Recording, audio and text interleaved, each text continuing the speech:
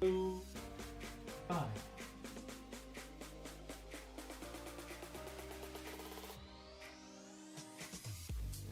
Hello everyone, give me 2 seconds. Oh, just sorting myself out.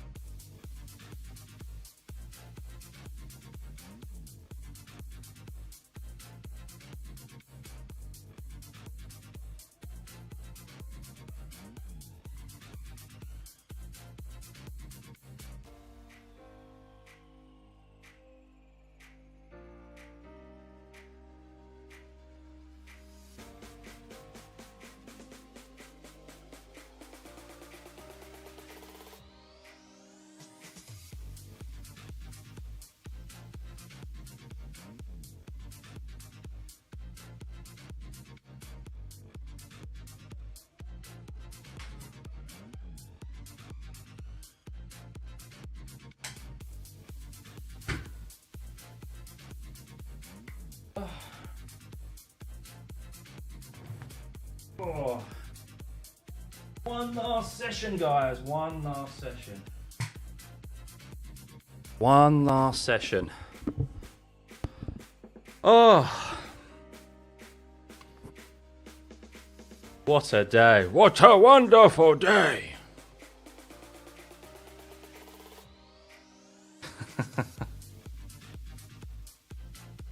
Hope everyone had a nice dinner, nice lunch, or little nap, whatever you ended up doing in the hour. It's amazing how quickly an hour flies by. It felt like I was gone 10 minutes. One more session. Lewis Hamilton is going to be out there. Track temperature falling a little bit, 17.7 degrees. Why's my headphones not connected? One of the caddies got spun out.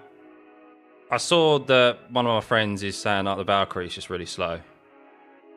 But you can literally hear it. You can hear it. So they're saying the Valkyrie is really slow, but you can hear it on pretty much every single camera angle they show. Because Qatar isn't that much of a... It's not like a big track, is it? So... That's mega. They'll sort themselves out. You can never really expect anyone to jump into the World Endurance Championship and expect the way that works. Obviously, the endurance racing, you can't expect someone to be quick. So that's mega. Absolutely. I hope others do that as well. I hope other teams decide to do that. BOP should get better as well. Yeah, well, it's just natural progression. It's like, if you think about it, it's the same as like F1 would be. So Aston Martin have made a wicked car. But competitiveness-wise, it's asking a lot for them to be competitive straight away. And that'll be the same in F1 as well. Like Caddy joining or any new team joining, they're not going to be competitive straight away. Or like towards the top end. I mean, they may be competitive like midfield or whatever, lower end, but it's going to take time to progress. Oh, right. Where am I?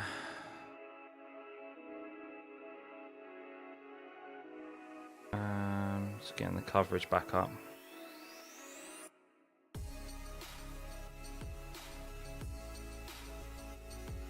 Afternoon, Ant.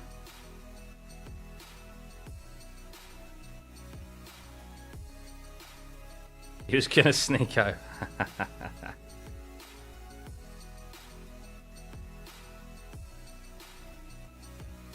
Right, what are we gonna see in this last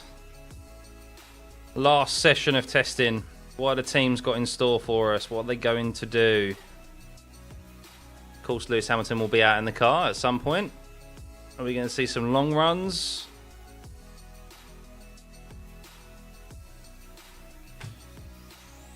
Let's see. Oh. Even the Ferrari needed the BOP, didn't it, to become competitive, so...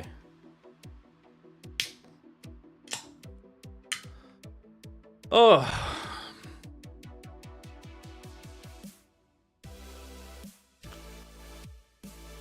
Right. Thanks everyone for tuning in as always. I hope you've all checked out my predictions. If you haven't already, maybe save it as something to listen to. You don't necessarily need to watch it, but you can listen to it tomorrow or after testing's finished if you still want your F1 fixed, or save it for next week. But let me know what your predictions are in the comments afterwards.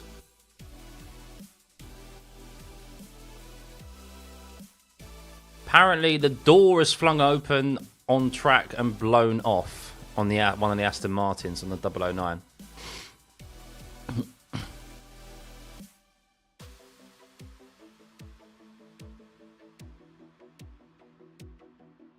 Calm it down for Tommy out. Hey Livy, good to see you, mate.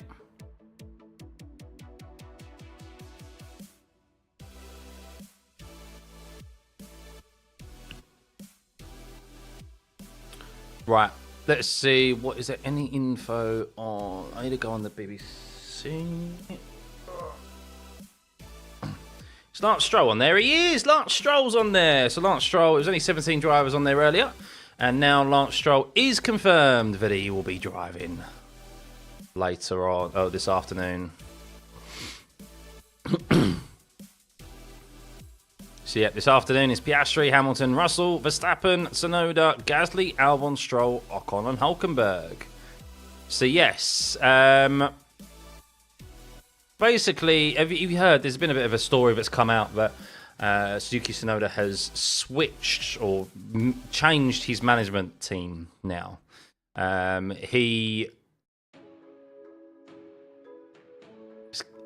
give me a second. Yeah, so basically he wasn't happy with missing out on the Red Bull seat, understandably, and he's changed his. Whoa, red flag again. There's another window pane broken or something on the. What's gone on here? Why is there another red flag? Why is there another red flag? This is not a test. This is not a test, everyone. This is not a drill. What's occurring right now? Earlier on, of course, we had that glass pane, window pane, smash, explode, shall we say, over the start-finish straight from the start-finish box, where they obviously start the race and end it with a checkered flag. But I'm waiting for the TV coverage to inform me of what has happened.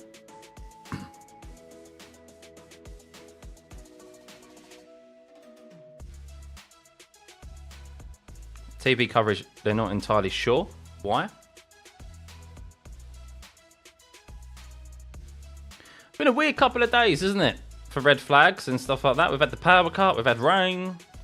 We've had, obviously, glass smash on the... Still no info.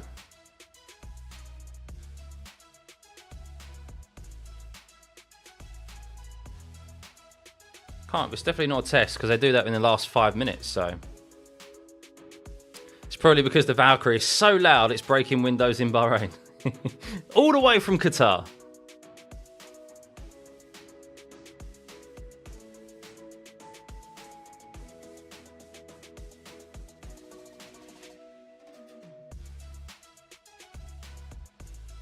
Oh, hang on. There was a bus on the track. What? What the blooming hell? There was a bus tour, not quite on track, but at the end of the... What is going on this week in testing? What the actual hell? This will be all over Twitter. I've got to find a photo for you. I've got to find a photo for you. What the blooming hell was that? What am I seeing? It's just like a random bust at the end of the straight.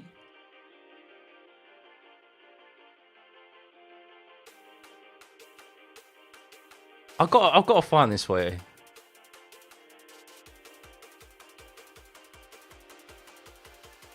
Someone's got to have taken a screenshot of it. Please, someone tell me they've taken a screenshot of it. Here we go.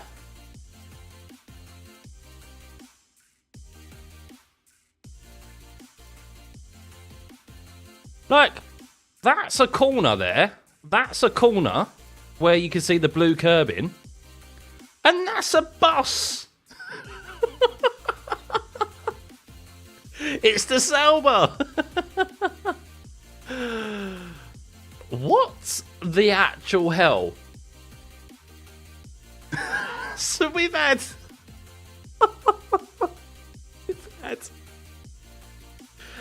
a power cut with all the lights going out. We've had rain yesterday in Bahrain in a desert. We've had the morning session.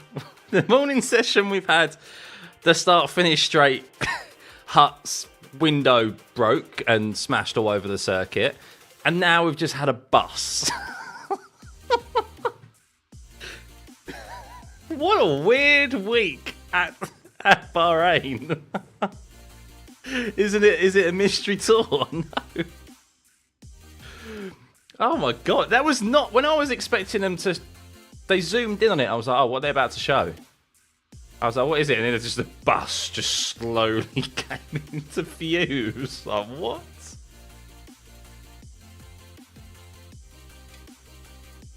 Oh, God.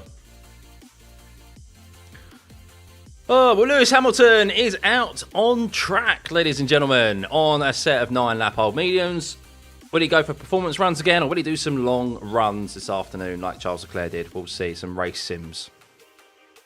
We knew the 2025 season was going to be unpredictable.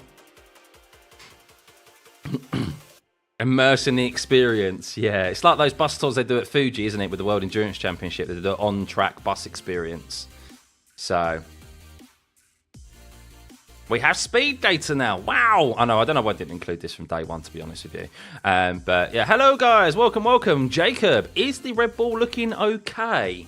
I haven't seen too much of it, but what I have seen is that it looks a bit of a handful, to be honest with you. It hasn't looked planted. I've seen more stable footage from the McLaren and the Ferrari than I have from the Red Bull, that's for sure. But we'll see. It's still only testing.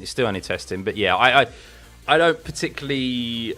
There's a conflict in what I've seen compared to what you hear from Helmut Marko. Not that you should trust what Helmut Marko says anyway, but yeah.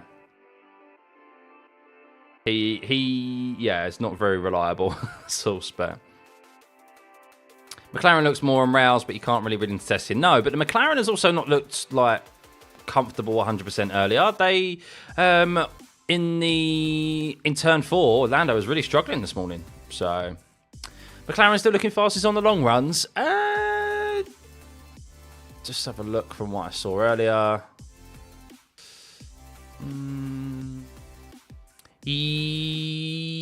Yes. I mean, Lando was on the hards earlier, so it's difficult to kind of tell, really. The medium degrades quite considerably, or the C3 and C4, they degrade quite considerably. Difficult to tell from this morning because there's no hard run-in by either Antonelli or Leclerc. But Lando's laps did look pretty decent. Very consistent, at least. It's kind of difficult to tell. But they look solid. They look solid, didn't they? So, is it FIA using new tyres this season? Yep. So every year, Pirelli kind of update their compounds to like lessons learned type thing. They use the data that they've gathered from year on year, and they alter them as they for next season. Just watching Lewis Hamilton on board, so he's on. We just set a 132.5, but on set use mediums, which is technically the soft compound tyre that would be used here at Bahrain. And I keep repeating myself. If you've been here for most of the 3 days, you'll know that I've said that a few times. But just to remind you all, He is on the... I was just about to see... He's on the C3 as well, which is the soft compound tyre for Bahrain. So it's interesting, really, because no one's used a soft compound tyre. No one has used... Very few people have used a C4, which is a compounder tyre, but wouldn't even be used at Bahrain. So... I'm sorry, but oh my god, that Valkyrie. Don't be sorry. Don't be sorry. It's a beautiful sounding car.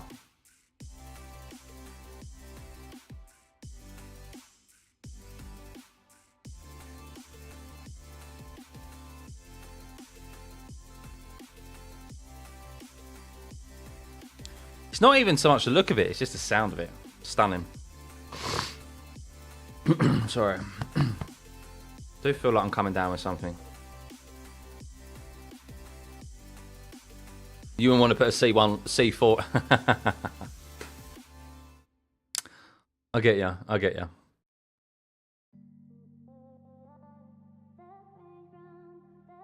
But I looked away there from Lewis Hamilton's car as he went through turn 13. I couldn't see whether or not if he had any like understeer or a snap of oversteer in the middle, which we have seen from a few of the cars this week. Done nothing but sneeze all week. Yeah, it goes around, doesn't it? It goes around. George Russell out there now on a set of brand new mediums. Will he be going for a performance lap straight away? Maybe not. He's got DRS open, so I think he will be when he comes back around to cross the start-finish line.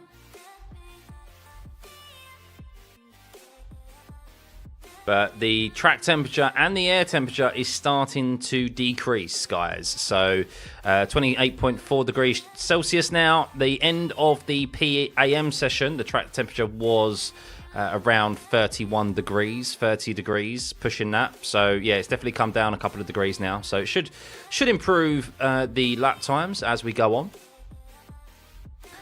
throughout this session and head into the evening at Bahrain. Make way for the safety bus, yeah. Right, Georgie boy, DRS is open. So here he goes for a performance lap on a brand new set of mediums. Let's see what he can do. Is he going to set any purples? Is the track that quick already?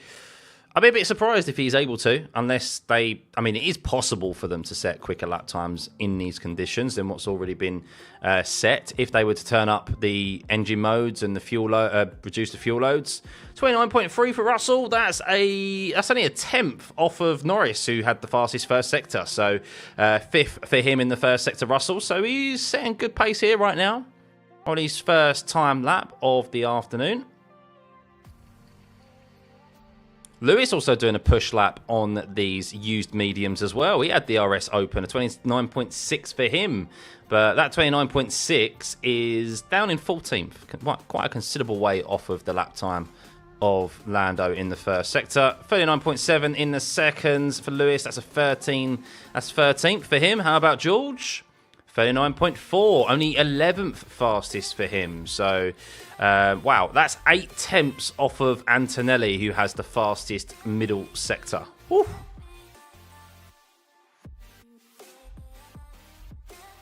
When will Max come out? Soon, I imagine. Soon.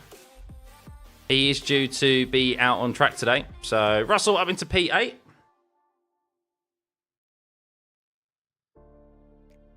.5 from him there, and how about Lewis Hamilton was a 32.3. So yes, what we have seen really, which we kind of know anyway, is that the soft compound tyre at Bahrain isn't really a race tyre.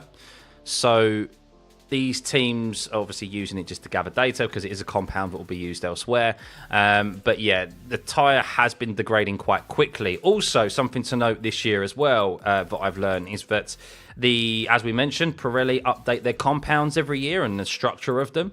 This year, there is supposedly a wider gap between the performance or the degradation between the hard tyre and the medium tyre compared to the soft, so or performance-wise. So I think the hard compound tyre compared to the medium, it's a there's a larger gap there this time around compared to what it was last year, and the medium and soft a lot more closer in regards to performance. I think that's right. So I don't think it's actually the degradation that's changed. I think it's just like the actual performance of the tyre. So the pace difference on each tyre is has been reduced from the medium to the soft, but increased compared to the hard and the medium. So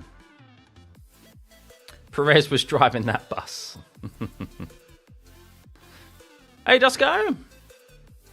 Good to see you. Good to see you. What have you missed? A few wobbles. Lando had a few wobbles through turn 4. Speaking of devil, Lewis Hamilton, not Lando, but Lewis Hamilton just ran through the gravel a bit on the exit of turn 4. They've added some gravel there now, so to actually reduce drivers going wide there through turn 4.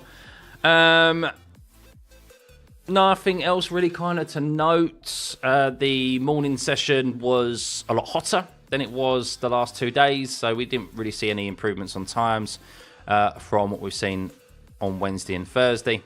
Lando did some hard tyre running, looked good again on his pace. Charles Leclerc and Antonelli did just medium running. Not a lot to kind of separate those two. It did seem like that Leclerc was running more fuel or a lower engine mode because his lap times on his race sim, or his long runs at least anyway, were a lot slower than Antonelli, who was on similar length tyres. So yeah, that's about it really. Haas are still continuing to run their own plan, not worried about anyone else, not worried about where they are in the standings. Lance Stroll was supposed to supposed to drive in the morning, but he was ill, so he is now supposedly okay in the afternoon, which is why he's here. But yeah, that's about it really. The Red Bull still looks a bit twitchy. Still doesn't look like it wants to do what Max wants it to do. But I'd like to see more of it. So. Oh, what's this? George Russell going quite slowly.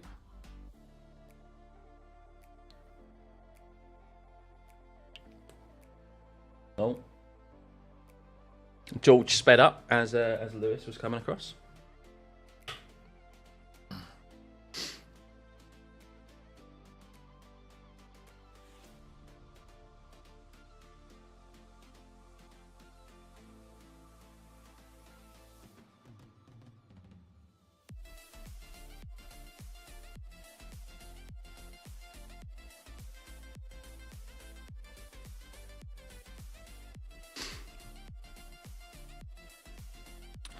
Was the bus on hards or mediums?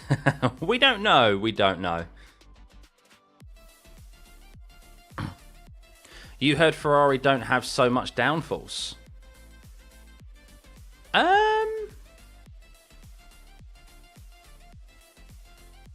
Don't have so much downforce. I don't know if I agree with that. I mean, if they don't have so much downforce, they still seem to be pretty decent through the corners. So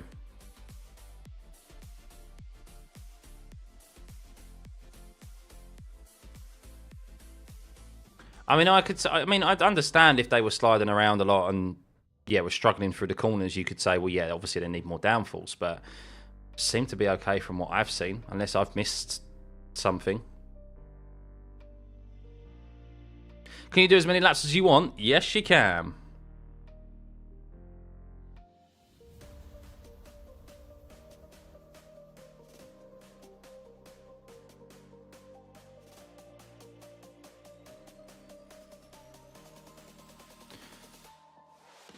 Hey, Ian. Lance Stroll has been sick since he joined F1. Of course. Of course. Who calls more chaos on the front row, Lawson or Antonelli? I think they could equally cause as much. I feel like Antonelli's going to cause more, though, than Lawson.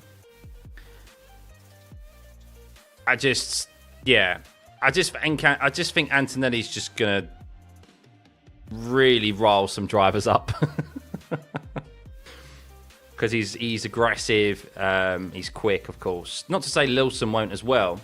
As Gasly sets the fastest lap of today. Woo! Gasly fastest, a 30.6. So already track, as we said, getting cooler.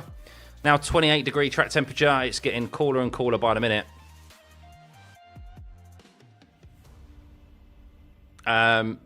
Yeah, I think Antonelli is going to be a bit of a menace, and I'm here for it.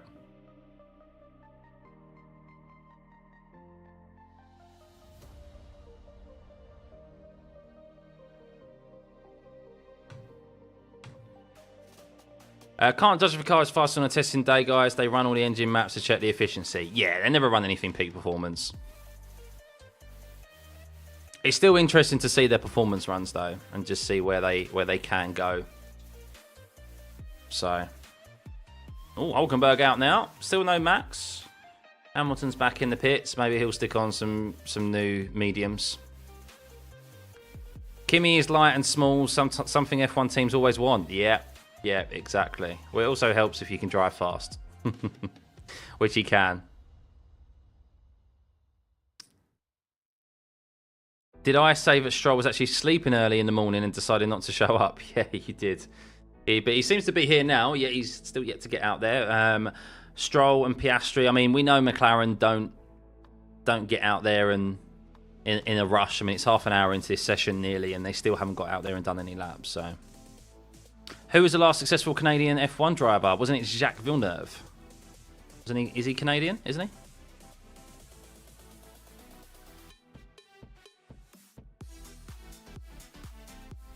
Lawson got the dog on him, betting on Lawson. Yeah, I'm intrigued to see how those two... I'm glad that there's at least 2 rookies at the front of the pack to mix things up.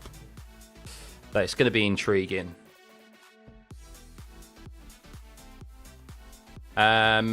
Annoying not to see Fernando performing in the evening.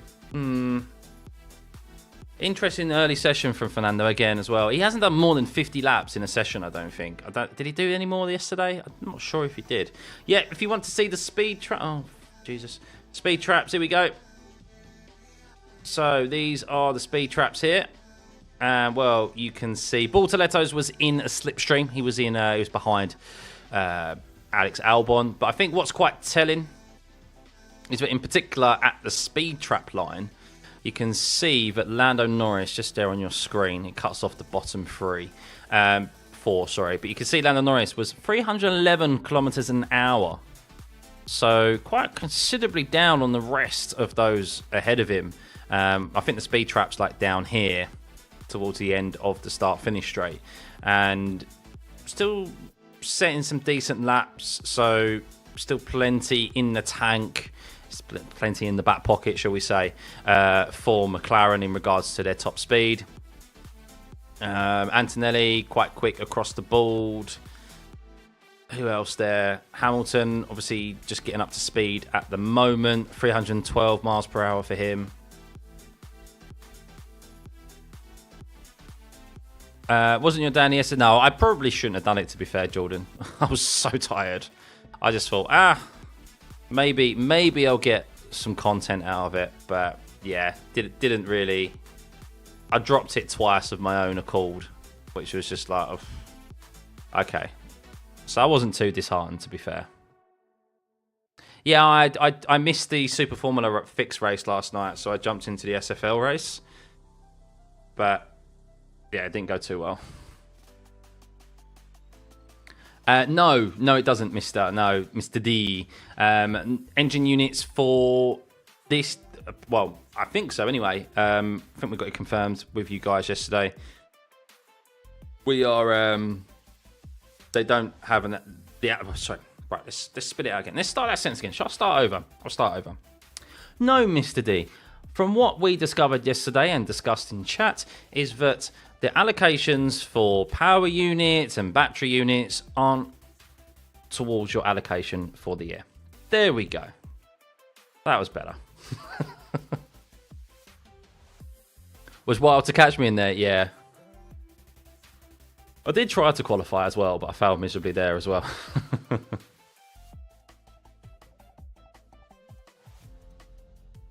Stroll always have a seat. Well, yeah, we don't see him moving anytime soon. But Bortoletto's out there on a... No, sorry, I say Bortoletto's out on a fresh set. Bortoletto's not in the car. Nico Hulkenberg is. Esteban Ocon. Way! Round of applause for everyone in chat. Esteban Ocon has done a time sub 32. That's the first time I've seen a Haas go sub 32, sub 132. So are we going to see a couple of performance runs this afternoon in the Haas? They have focused so much on their race pace and different configurations. They've run the high downforce wing. They're running a bit more of a trimmed wing this time around, or something that's more akin to what you'd see at Bahrain. So let's see if can they get sub 31? Go on, Ocon. Go on, Haas. They've hidden their pace all week.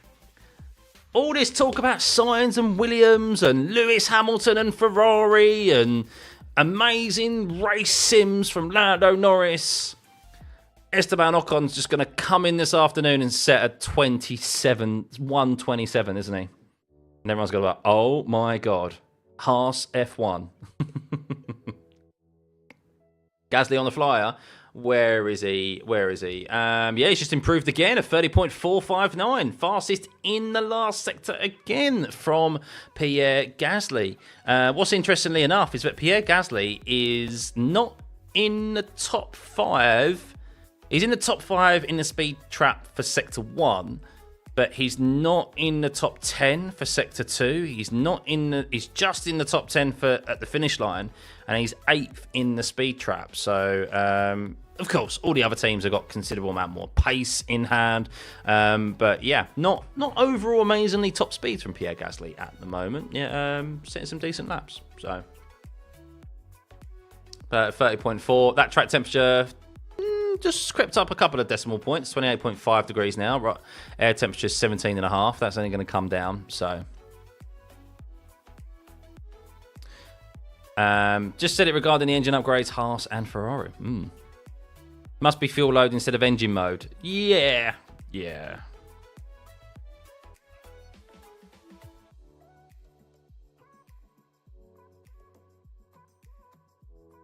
I tell you what, I said it on day one, but that Alpine doesn't look too bad in the sunlight. Oh, what's happened with George Russell? What did he do? George Russell down into turn 8. Oh, big lockup. Big lockup. Oh my God, what happened there with the Mercedes? That was odd. That happened from well far back as well. That Mercedes, because we saw, Antonelli has made lots of lockups himself. I haven't seen too many from George, but something wrong with that Mercedes maybe? The Sauber does not look fast. No, it doesn't, John. There's nothing that there's not, obviously, the usual thing, it's testing, blah, blah, blah, but I don't know about Sauber. I really worry about them. But then also, it's a nothing year for them because they've got new ownership incumbent. Why would you spend money on development this year? Or everything's going to go into 2026. So I personally think it's going to be a tough year for Bortoletto and Hülkenberg. One that they'll probably just want to get over and done with as quick as possible. Whereas Oscar, he's probably still on the loo. No, look, this has been McLaren's MO for the 3 days, is that they're not in a rush to get out within the first hour. So yeah, they're just chilling at the moment. And Max as well is chilling as well. Surprised Max hasn't got back out there. Not like an amazing amount of laps in the morning, 47, so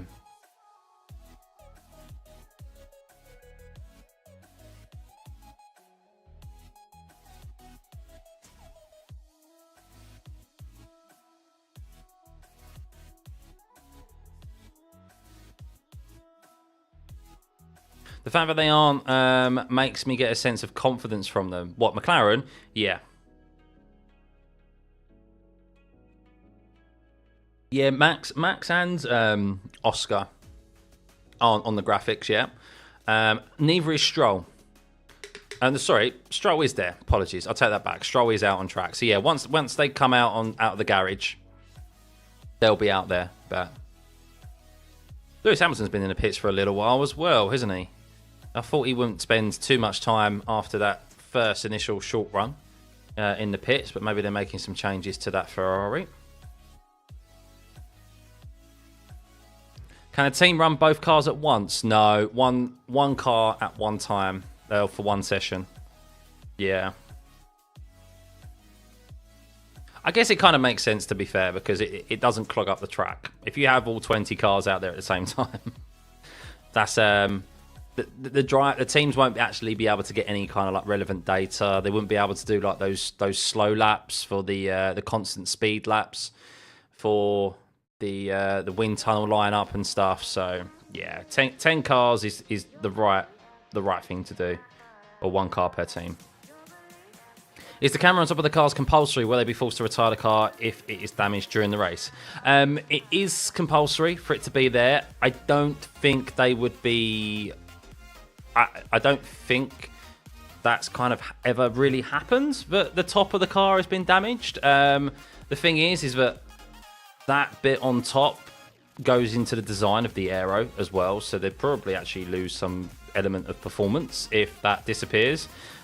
Plus, the only way I guess that is ever going to be damaged is if it's out of their control, because obviously they're not going to roll the car. If the car's rolled, it's not going to be able to be continued, is it? Royston, thank you for the sub, buddy. Much appreciated. Or it's going to be something from a car flying off from... something flying off from a car ahead, which will damage it and knock it off, so which would be out of their control. The fake air intake at the front of the Mercedes is interesting. Yeah, I'm not sure what that choice is. Is that maybe a provision for cooling in the future or something? It is a bit odd, isn't it? Who's my MotoGP favourite? I don't follow MotoGP. So I know some names like Marc Marquez, but there's a lot that I don't know. So...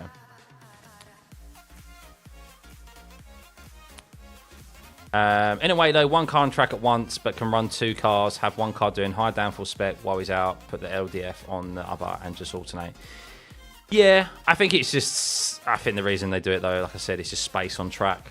They don't want... I mean, you see how busy it is in qualifying and stuff, don't you? When you've got 20 cars out on track, and they're all doing like different run plans and stuff, it'd be a bit carnage. F1 quotas for the betting this year are insane. How so? I haven't looked at any odds this year. I know that Lando's been deemed as favourite, but normally you can get some good odds in F1. Send it and stop bitching. Such a Kiwi response that is, Jordan. Today's the day we see fast laps, right? Maybe. The only reason we might not is because the track temperature is the hottest day of the 3 days we've had thus far. So that means that the tyres won't operate as well if they are in cooler conditions. Obviously, it can be too cold. But what we've had the past few days, with quite a high abrasive circuit here at Bahrain, a cold track temp is good, because it means that the tyres warm up pretty quick over the track surface, but of course they last long enough to be able to maintain their level of grip. So the only time I think we're going to see potentially some quicker laps is in a few hours' time towards the end of the session, when we get into the evening or in Bahrain. Have I done predictions, Dusko? I have indeed. I've posted a video out there, so you can go check it out. There's only one car per team that is shared, or each driver has one car. I think it's one. Car per team. I think, and then they just swap the seats out, and then they change the pedals.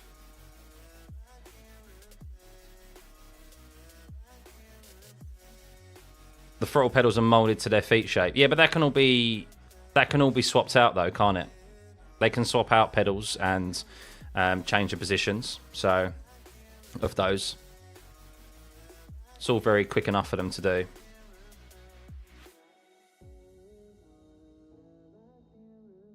Because the monocoque, the actual cockpit itself, that is built. that's not built necessarily around the driver to their dimensions. I mean, it is to an extent, but it accommodates both of them. And then it's just the pedals and stuff that move forwards and backwards. So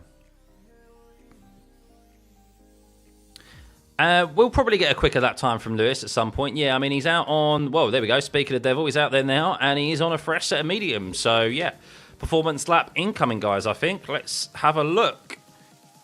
So, Lewis Hamilton on a brand new set of mediums. This will be the C3. So, in effect, this is the soft compound tyre we'll see at Bahrain when we head here in about a month's time. So, here we go. Lewis Hamilton down into the first corner. See his speed there. He's a bit slow through turn 2 and turn 3. I think he's bowed out of this lap already. Or maybe not. I mean, he's still getting up to over 200 kilometers an hour there. I think he's bowed out of this lap. I think he went quite deep into turn 1, maybe. We'll see from his first sector time, and it is a... Yeah, he's definitely bowed out of that. 36.1 is definitely a bow out. So he must have gone deep into the first corner. No more hammer time. That was a Bono thing. He did ask, they did in an interview yesterday ask, oh, is it still hammer time? Have you discussed hammer time? And he went, we'll probably figure it. We haven't discussed that yet, but we'll probably think of something else to say. This is the afternoon session, Jordan. This is the last session of the week. The last session. You were shocked on the interview when he said there, no more hammer time. I know. You're on board with Piastri. I thought there weren't onboards to follow this week. I know the TV coverage is on board with Piastri at the moment, but not like the actual onboard. It's just following him. What is hammer in Italian? Yeah, I don't know what hammer time is in Italian. 2025 Bahrain pole lap time will be a 28.0. Yeah, maybe. I'm going to say probably like a 28.4. 28.4. Bono should have gone with him. Yeah, there were rumours that he was going to take Bono with him, but then it turned out that he wasn't allowed to take any staff members with him from Mercedes.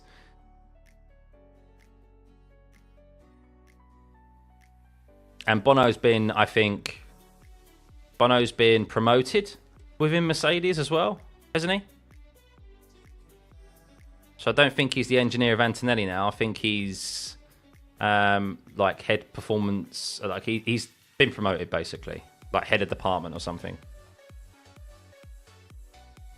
He did go deep into turn 1, did he? I can't see on the TV coverage if he did. So Lewis going again, I think. 29.252. That is third fastest. That is literally 0.05 of a second into behind the fastest first sector time. So yeah, just watch Lewis's lap there where he went deep into turn 1 and then he had a snap of oversteer and controlled the car. That's why he backed out of it. But Lewis Hamilton, 29.252 there as he is heading down to turn 11. Seemed like he flicked the DRS open for a brief moment and then it closed again. That was odd. But we'll keep an eye out as he heads through turn 12. We'll get the second sector time approach now. And it's a 39.1. That is P8. So that's, well, yeah, still half a second off of Antonelli's middle sector time. So this won't be the fastest lap.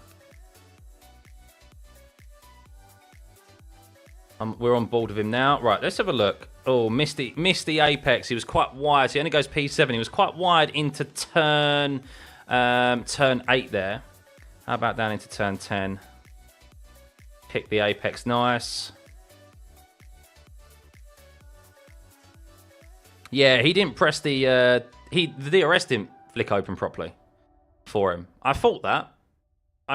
You saw it on the onboard. He pressed the DRS, but it didn't engage properly, so he had to press it again. And yeah, quite a bit of correction through turn 13, Lewis there. Wide into turn 13, typical of what we've seen previously.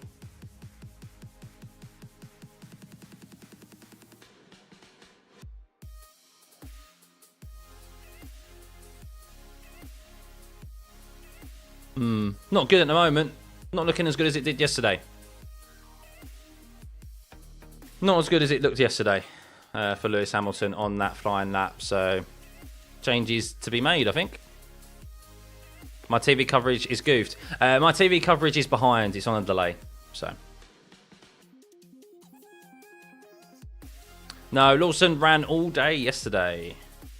But Max still on that out there. Piastri now. So, interesting that Max still not back out there. What are they doing to that Red Bull?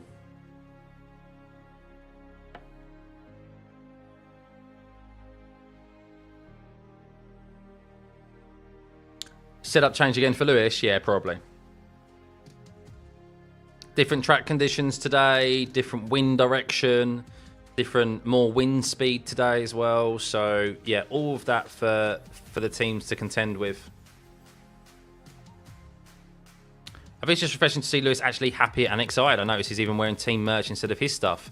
Yeah. I mean, why wouldn't you, to be fair? It's Ferrari. As George Russell goes P3 at 30.8. That was better from him. Sub 39 seconds in the middle sector. Hulkenberg's correcting his car in every corner. Yeah, I mean, it's just... You can see that steering wheel. It's back and forth so much, isn't it? It's just like that all the time. But I think with the track conditions and with the wind, I think the teams are getting a little bit, and the drivers in particular, are getting a little bit caught out by it. So, poor Hulk, I know. As I said, I think it's going to be a tricky year for them, hence my predictions. So, you saw some YouTube videos of the Mercedes rear wing flexing big time at high speed. Is that really true? Yeah, I saw that as well. I've seen those images. Yeah, it's more than what the McLaren was, which caused such a hoo-ha in Baku, if you remember. So, is Lewis going for another... Lewis is going for another performance run here, guys. He's got DRS open again as he heads down into turn 4. So let's see this. We have seen drivers go quicker on their second flying lap compared to their first lap. And Lewis does a 29.3. So he's lost a tenth, about half a tenth there, sorry, compared to what his fastest first sector was. So we'll keep an eye out on him. If Stroll decides to let him pass, that is. I think he does. Well done, Stroll. It's not often you look in your rearview mirrors, but you did this time. And, oh, DRS disabled. Has Lewis just gone off there at turn 10? I think Lewis has just had an off there at turn 10, or he's just run very wide, maybe a big lock up into turn 10. So, yes, if that's the case, the Ferrari not looking that good this afternoon. Changes needed. Changes needed. Whatever they've done to that Ferrari, Lewis does not like it. So, normally they throw a yellow flag there if they've locked up and gone wide on the exit, which is what I believe he's probably done. So,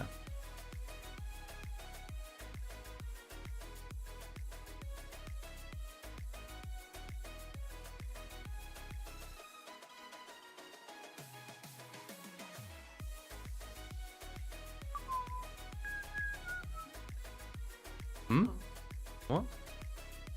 Don't know how it's done.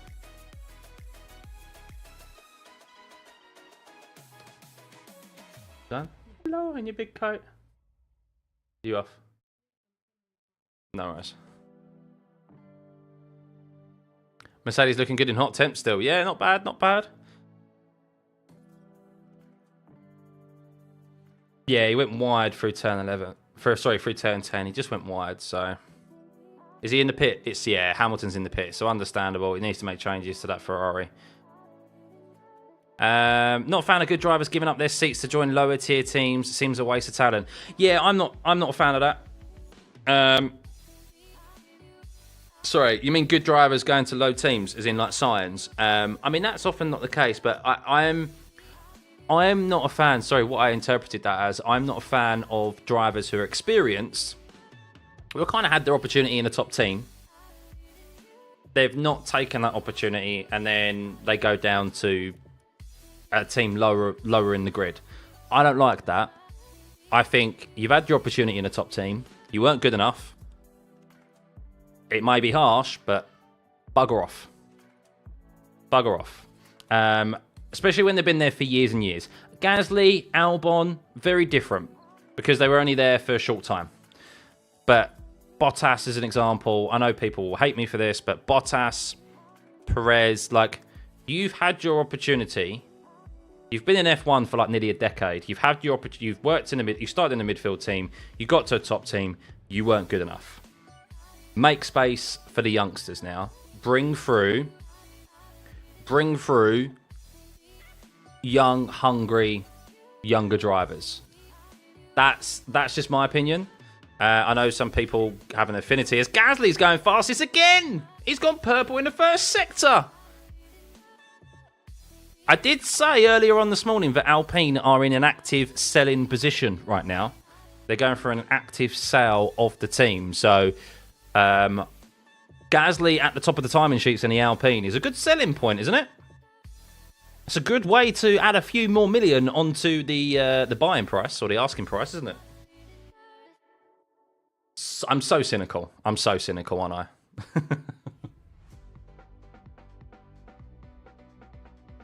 Look how quick our car is. The mullet has more pace than he does. But I just feel like it's...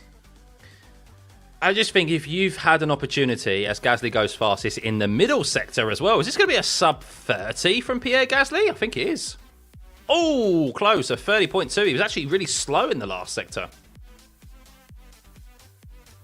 I say really slow. I'm being really harsh there. He's like 0.04 of a second, less than half a tenth slower in the last sector than his best last sector time. So an improvement from him, an improvement. But yes, I think it's... I just think, look, if you've had that opportunity and you're not able to take it, you shouldn't then go further back down the grid again.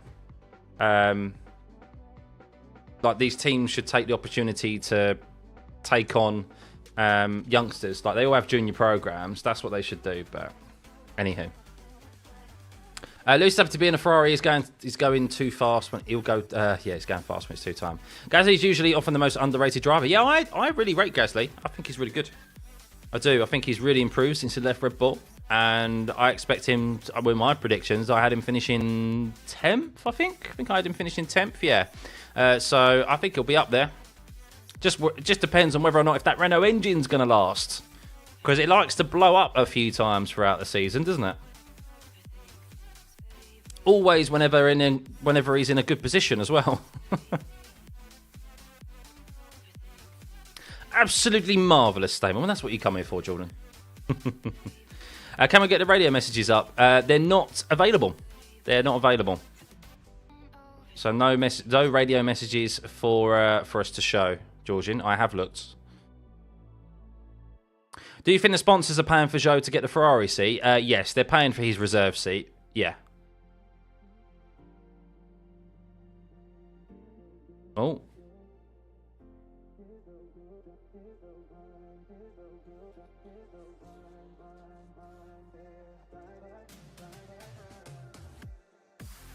Thought Max would be on track. So did I. This is nearly an hour, 55 minutes in, and we still have no Max Verstappen. See ya.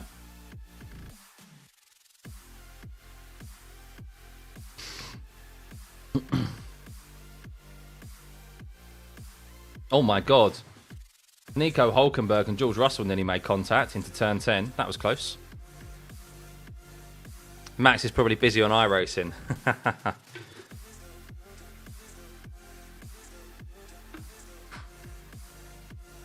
They're all getting very excited on F1 TV right now about Pierre Gasly's lap time.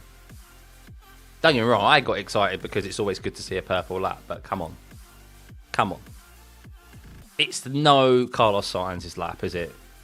Get excited when he goes sub 29. Then we'll get excited. Do I think Lewis can pull off an 8th world title? I think he can, but the logic in me says that I just think this year... I don't know. The logic in me, my head says that he's not going to. But my heart would love him to, so...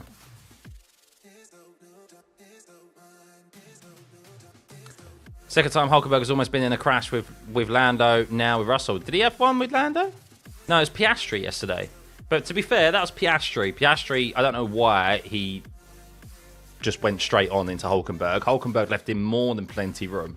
Piastri was very indecisive. But that one there was Hulkenberg's fault, probably. He didn't back out of that sooner.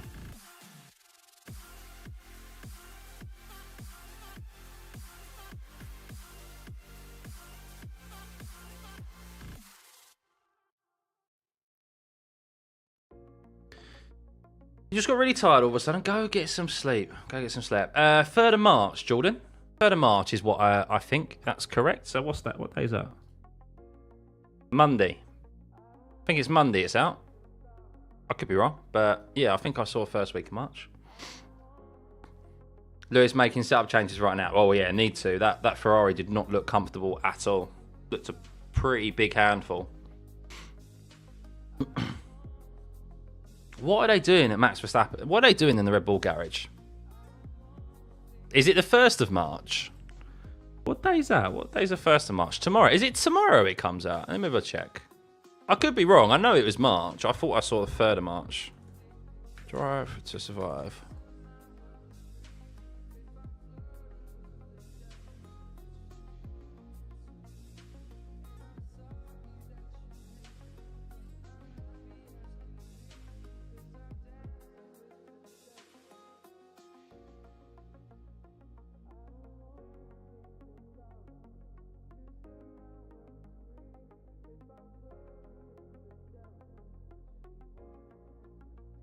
I'm just trying to find out. Debuts. Oh, I've got the 7th of March here.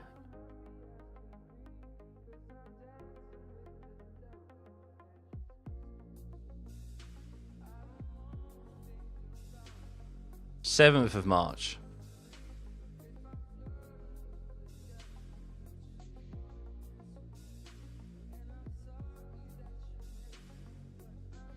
Red Bull realised they needed the active sim cube. Yeah.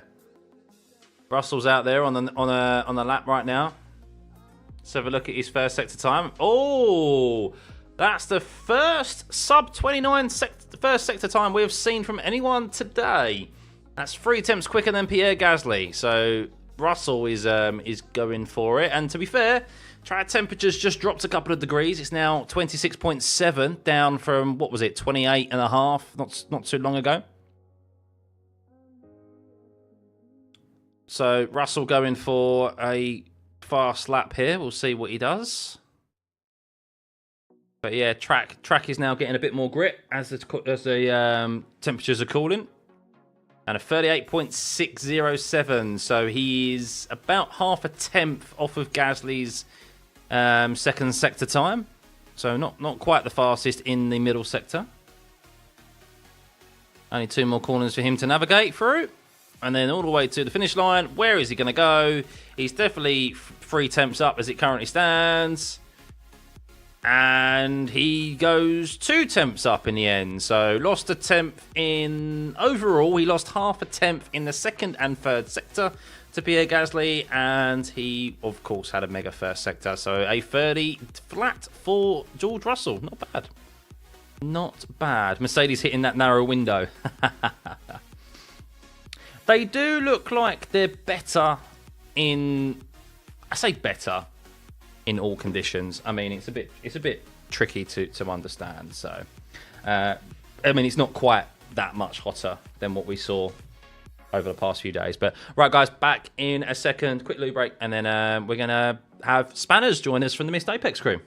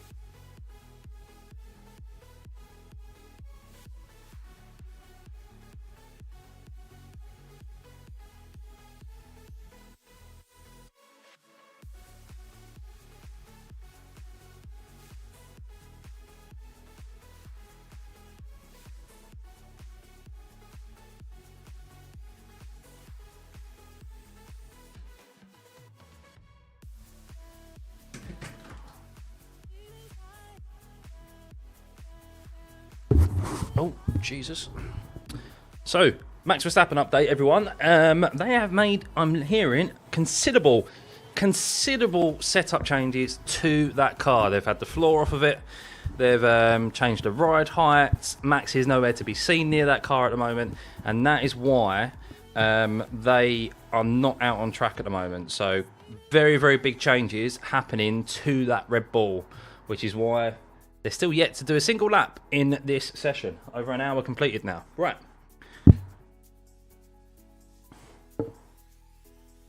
Let's get Spanners in here, shall we?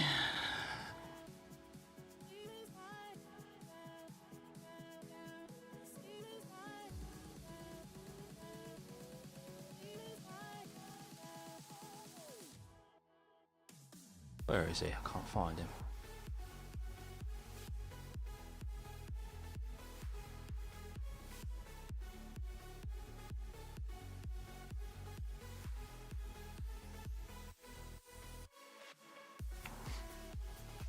Piastri out? Yeah, Piastri's been out for a while. He's done 9 laps thus far.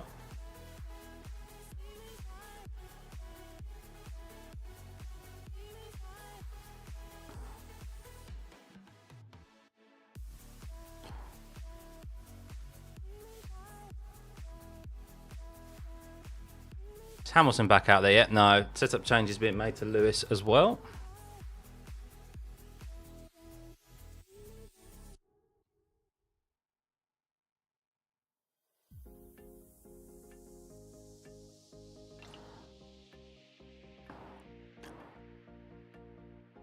Whom do you think has the fastest car overall? I think from what we've seen probably thus far, from the data available to us, McLaren.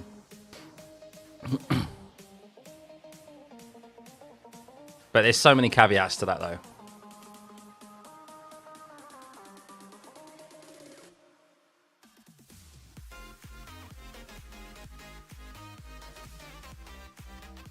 What is that?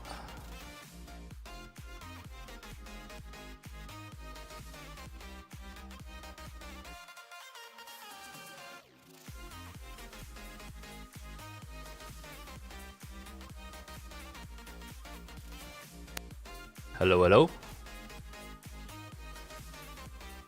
Hi there. Ah, there he is. I'm on. There you go. I'll mute your stream now. I can't. On your stream, there's like loads of funky young people music. Oh, yeah, well, otherwise it gets a bit boring just listening to my voice all the time. I'm glad you've acknowledged that stuff. Yeah, I've got some video. Yeah, it does get annoying listening to your boring voice all the time. It's more annoying than Sauber fluffing that livery. I cannot believe how much they fluffed that livery. It is shocking, isn't it? I can't. Yeah, it's like they've was backed, easily the best one on the grid last year. Well, it's like they've backed out of what they actually presented at F175.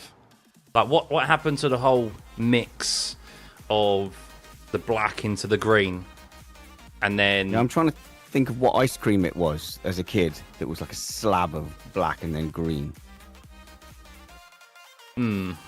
But what's been welcome to the Watchalong Spanners. Yes, how's it going, live chat? You all right? Do people watch this? I think so.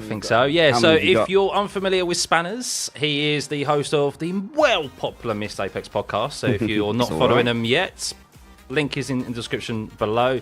You're going to be doing a rundown of what's been happening in practice. It's a funny one, isn't it? So I'm going to be doing the ringer. Have I got no video? You're not. No. I know what it is. You're scared.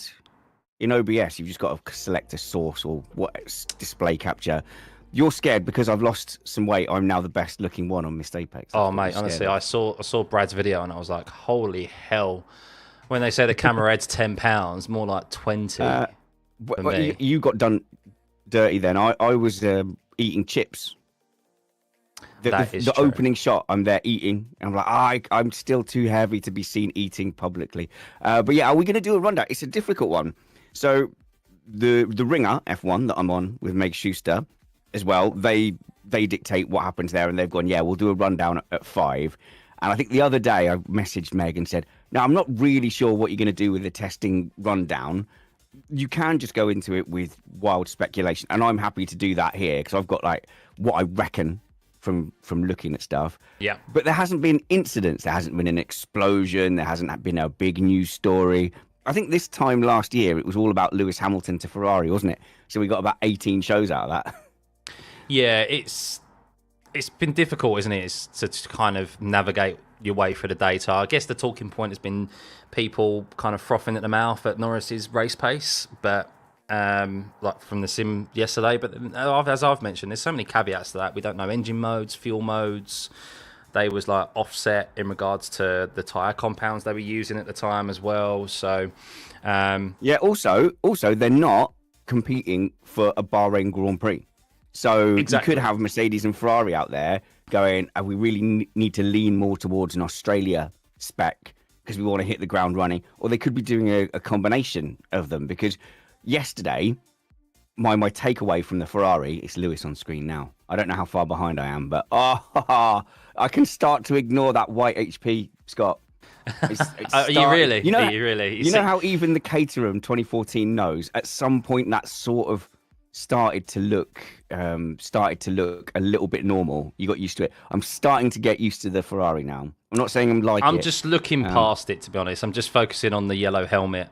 But that, by the way, that lap just there looks a lot better than the one that he did, the couple he did previously. They've made some changes, and clearly that feels better for him. Still half a second off of Russell, but yeah, not as twitchy. Well, we don't know. So yesterday, my big takeaway was it looked so smooth, and he wasn't wrestling with the car at all. And so you're going to go, that feels like a good sign, or they're just not pushing. Who knows? But it could be that yesterday they were running a higher downforce or a more understeery set up for one kind of track or another, and then today they've gone, right, let's stick some rear end on it, right? Today, where it's a Singapore simulation, so they've got 3 days to really cover all their approaches, and we don't know. And so he's out there going, that one's oversteery, and they're like, it will be, it's got no wing on it, mate.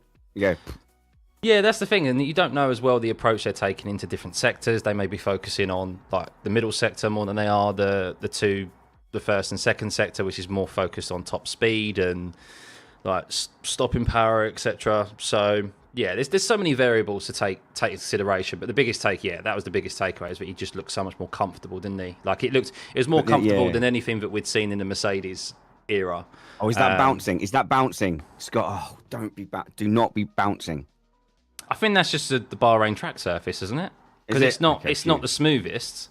They've always said this about Bahrain. Lewis is is it okay? Yeah, it's really abrasive, isn't it, Bahrain? It's fine. Do not fret. Do not fret. Stop! No one panic.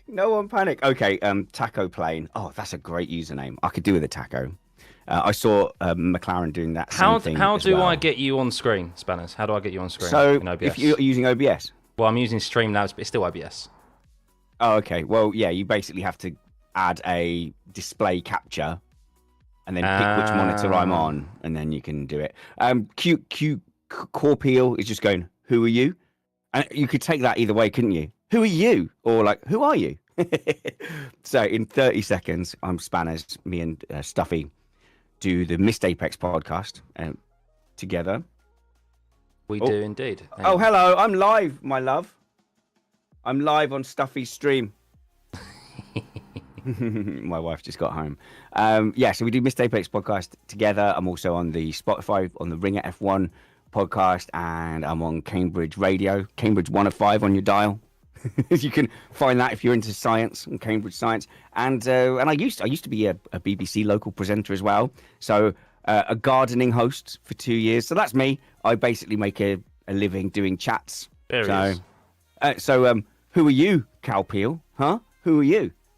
No, I don't. Mahinder's asking, should I be worried about Ferrari? I don't think so. One of two things is happening. Either they've now cranked it. Now they can hear me though, right? But yeah, you can still keep going, mate. Yeah, go on. I'm just look, there I am in the corner. Hello, everyone. So either they've just cranked it up and now it's feeling a bit more, difficult, a bit more of a handful. We've seen some other cars though with rear moments. The Red Bull has been having rear moments the entire time. So, you could have different conditions. It's probably just more likely that this is a different phase of the testing where the bits didn't fall off. So they had that, Tuesday. What was it? Wednesday? Wednesday, did the bits fall off? No, all the same bits arrived at the pit stop that left. And then, Thursday, they're trying out different setups and things. And then maybe today, I mean, look at Alpine. I think Alpine are pretty much doing qualifying low fuel glory runs here. Can we talk about glory runs at some point as well? Scott, Go for it. Yeah. Yeah. So, sorry, I'm not worried about Ferrari based on that.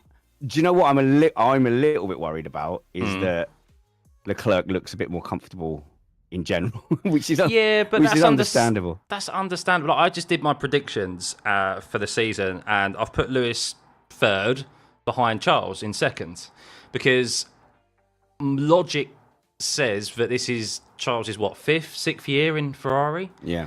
He's super consistent. He had a mega year last year. It was only that spell where Ferrari effed him over with the strategies, putting him out on dryers rather than wets, and he would have been even closer to potentially that championship. I mean, he was a championship contender after Monaco, and then just went on that poor run.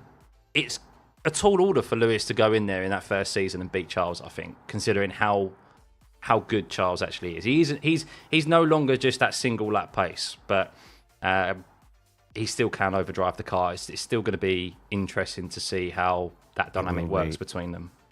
I've definitely still seen the odd times where he was over pushing the tyres in a stint.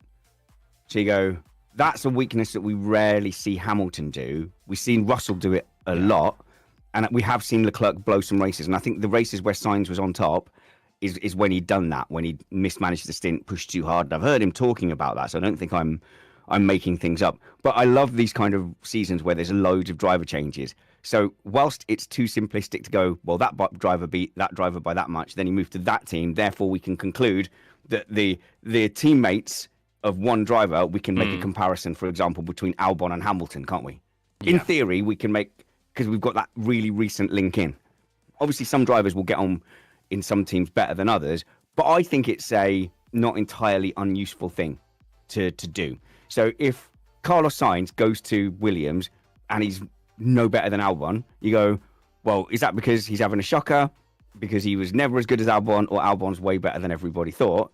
And then if at the same time Hamilton just completely steamrollers Leclerc, not saying that's going to happen, you could then draw that conclusion that actually Ferrari have had a much weaker pairing than we think. Do you know what I mean? You can sort of start drawing those conclusions. I don't think it's going to play out like that. I think Carlos Sainz is going to steamroller Albon in pretty short order. I think it's going to be so uncomfortably close between Leclerc and Hamilton. Yeah, I think it will be. I think it's going to be close between McLaren and Ferrari in general. Just a quick one. Gasly's gone fastest again. I mean, coincidentally, on the day that we pretty much got confirmation, but not confirmation, Alpine are up for sale and they're going for an active sale. Is that my fault? Don't listen to anything I say or tweet. Jeez. It's not you. It's the guy who you interviewed. And then Matthew Carter, who used to be the boss of Eddystone, to be fair. And Verstappen is now out there after making considerable setup changes. They have literally taken that Red Bull apart, and that's why he's now only setting his first lap in an hour and 15 of this session. So I'm not specifically a Verstappen fan. No. No, we try and be as neutral as we can here. I mean, I don't hide that I'm a Lewis Hamilton fan here, but he's definitely my sporting rival. Like, I'm a Colchester United fan, he's my Ipswich, if that makes sense. Oh, again, little moment on the rear. The Red Bull has looked like that the entire time. Verstappen hasn't looked as uncomfortable, whereas Lawson looks like he. Hang on, you telling me keep it on the track. You telling me that what Helmut Marko said wasn't true?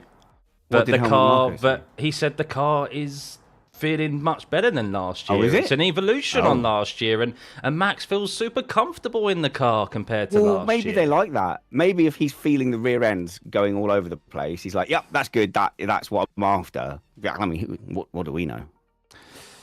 Doesn't look as. I mean, compared to where that car was, well, he was this time last year in testing, causing a fuss that, it's just going to be a Verstappen dominance again. Helmut is a muppet. Yeah, can't disagree with that in the chat. So I like muppets. No way. Depends which map it is. Max is shaking his head. Yeah, visibly not. This is the thing. This is why I've predicted Max will finish 5th, because I just think that Red Bull is not going to be on the level of Ferrari and McLaren, and then that frustration of Max and his camp in particular is gonna start to boil over. Even though it is the last year of a regulation set, he wants to win. He doesn't want to be fighting for 5th. I was going to say, what do you think his reactions get? I was speaking to Van Gien about this and saying, like, think Max will go full on, like, grumps. Like, of course he will. Like it. Oh, that looks horrible to drive. That does. Yeah, of course he will. He does.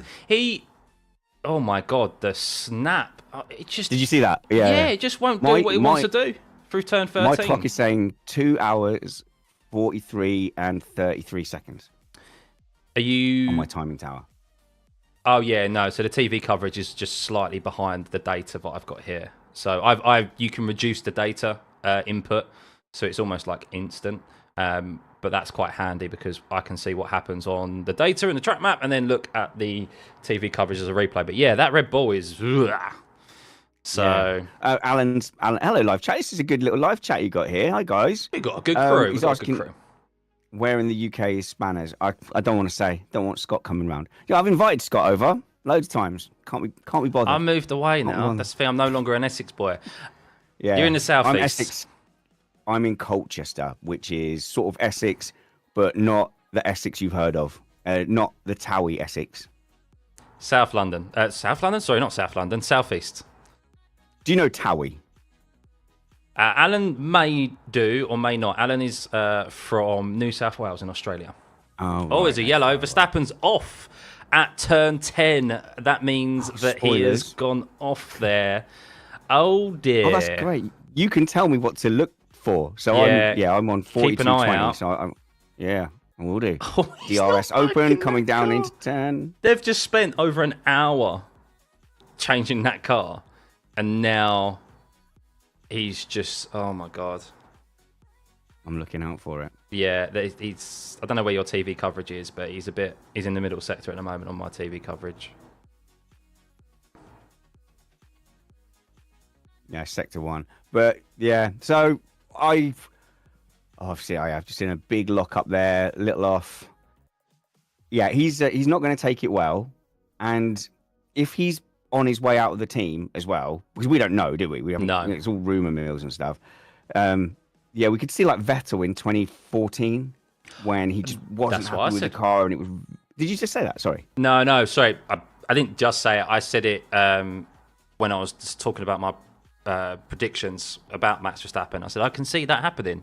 Like they fell off. I mean, Vettel won.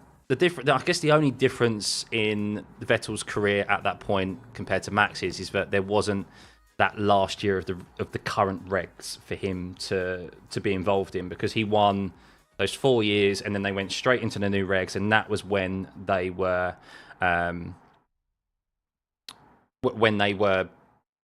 like shit, basically. But this time it's the current regs that he has dominated, and now it's not looking good for them. And then 2026 will be a reset, but if that really is poor, he's going to be eyeing up out of 2026, isn't he? He's going to want to get out as soon as possible. So this could be the start of that breakdown. That's kind of my prediction. Cool, you've really written the Red Bull obituary. I mean, they could be blinding. They could be, but that's how I'm building it up. That's how I am. So I've got a few things on that. If you just want to talk probabilities, I feel like towards the end of last season they lost their grasp on the dominance. And McLaren was starting to look like the better car more often. And I think this is just my take. Verstappen's a faster driver. I think Verstappen is, let's say he's the same pace as Norris. All right, if you're a gambling man, you probably bet Verstappen's a little quicker. Norris doesn't have the same ruthless consistency in every condition, which Verstappen has. So, you get to Brazil and he's ruthlessly fast. And I think that consistency and that ability to perform everywhere and not mess up a qualifying, because I think he nailed qualifying more than any other driver last season, Singapore being a great example, that disguised, I think, a little bit of the gap that that McLaren might have had to Red Bull as well. And that's in a season where Ferrari, I think, had their eye on this season. Because for Ferrari, this is a killer opportunity. Some other teams will have their eye on 2026. They've got Lewis Hamilton in. They've got to make a splash. They've just spent £85 billion on Lewis Hamilton. I'm betting halfway through last season, they went, no, let's be the team to focus on 2025 and actually give this a good go. There's a good chance that leaves Red Bull the third fastest car for sure. I think that's a really good chance with Mercedes sometimes popping in there because they're going to be quite peaky. So yeah, you could have Verstappen. You could argue in the middle of the points. Yeah, because you could argue that. I mean, probably not, because I think Perez's confidence was completely shot. But there was the argument that Red Bull last year, that was kind of how bad it was because of that's what Perez was doing. So it was the excellence of Verstappen getting more out of that car in qualifying, where we knew he could get that car to the end of a race in position. But then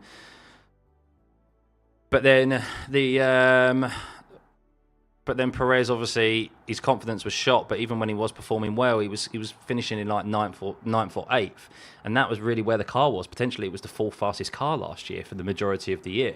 It was just Max getting more out of it. And I also do think as well that McLaren's ineptitude in some instances was causing. Well, they make sporting mistakes. Not... We don't have to call it ineptitude, do we? Like you take shots in football; they don't all go in. So they didn't have a good on goal accuracy. Yeah. I'm intrigued to see how that plays out for them this year. Like, have they? Because I don't know. Even if they do dominate, I mean, how are they going to handle that with Piastri and Norris? I do think Norris will have the better of Piastri overall, but we saw. I've mentioned it a few times how Piastri was less than helpful with supporting Lando Norris. Like, what do you think? I think as Lewis Hamilton's on new tyres, by the way, so when he comes round, he'll probably be doing another performance run. What do you think? I think if Lewis Hamilton and Charles Leclerc found himself in the same position as last year, so one of them's more got an opportunity of winning the championship and the other one is kind of mathematically out of it, I can see Hamilton helping Charles and I can see Charles helping Hamilton, whereas Piastri just refused to help Norris last year, didn't he? It took them till Brazil to do a definitive on-track but team even order. Then he didn't do it. No. Yeah, but they did later in the race. Later in the race, they did it. And then he left the door open for Max down into turn 1. Like, I've never seen someone hold the door so far open for another driver before. Piastri's fast enough to sometimes be in the way. So I know people get really upset. I know the Australians get really upset, but there's quite a performance difference and experience difference between Piastri and Norris. Any given Sunday, yes, Piastri can turn up and do well. Like, nobody is disputing that, but that doesn't help in the championship. And those days when he's gone missing, he's not being all bravado, is he? When he's struggled a bit and he's down, often 5 or 6 places behind Norris, then he's not on the radio demanding whatever because he's out of it. But then the weekends where he's up there, that Monza was insane. The championship was long out of his hands at that point. And I was looking at the graph and going, at what point should McLaren have prioritised Norris? And this is off the top of my head now, but I think Norris was 80 points ahead by race 7 or something. I think by Miami. Oh yeah, he was something like 80 points ahead. How is that not enough to get priority? Yeah, it is. Obviously, that changes when Leclerc's 80 points ahead of Hamilton. I'll obviously change my mind. All right, still really close, guys. Shouldn't have team orders. So Hamilton on the lap at the moment. What's his second sector time? 39.1. A bit slower in that middle sector. So on board with him at the moment. That turn 4. I like that they've put a bit of gravel down on the exit of turn 4 to stop people taking advantage of that. There you go. Hamilton across the line, and it is only a 31 flat. 31 flat for him on that medium, so not as good as it was earlier. New mediums.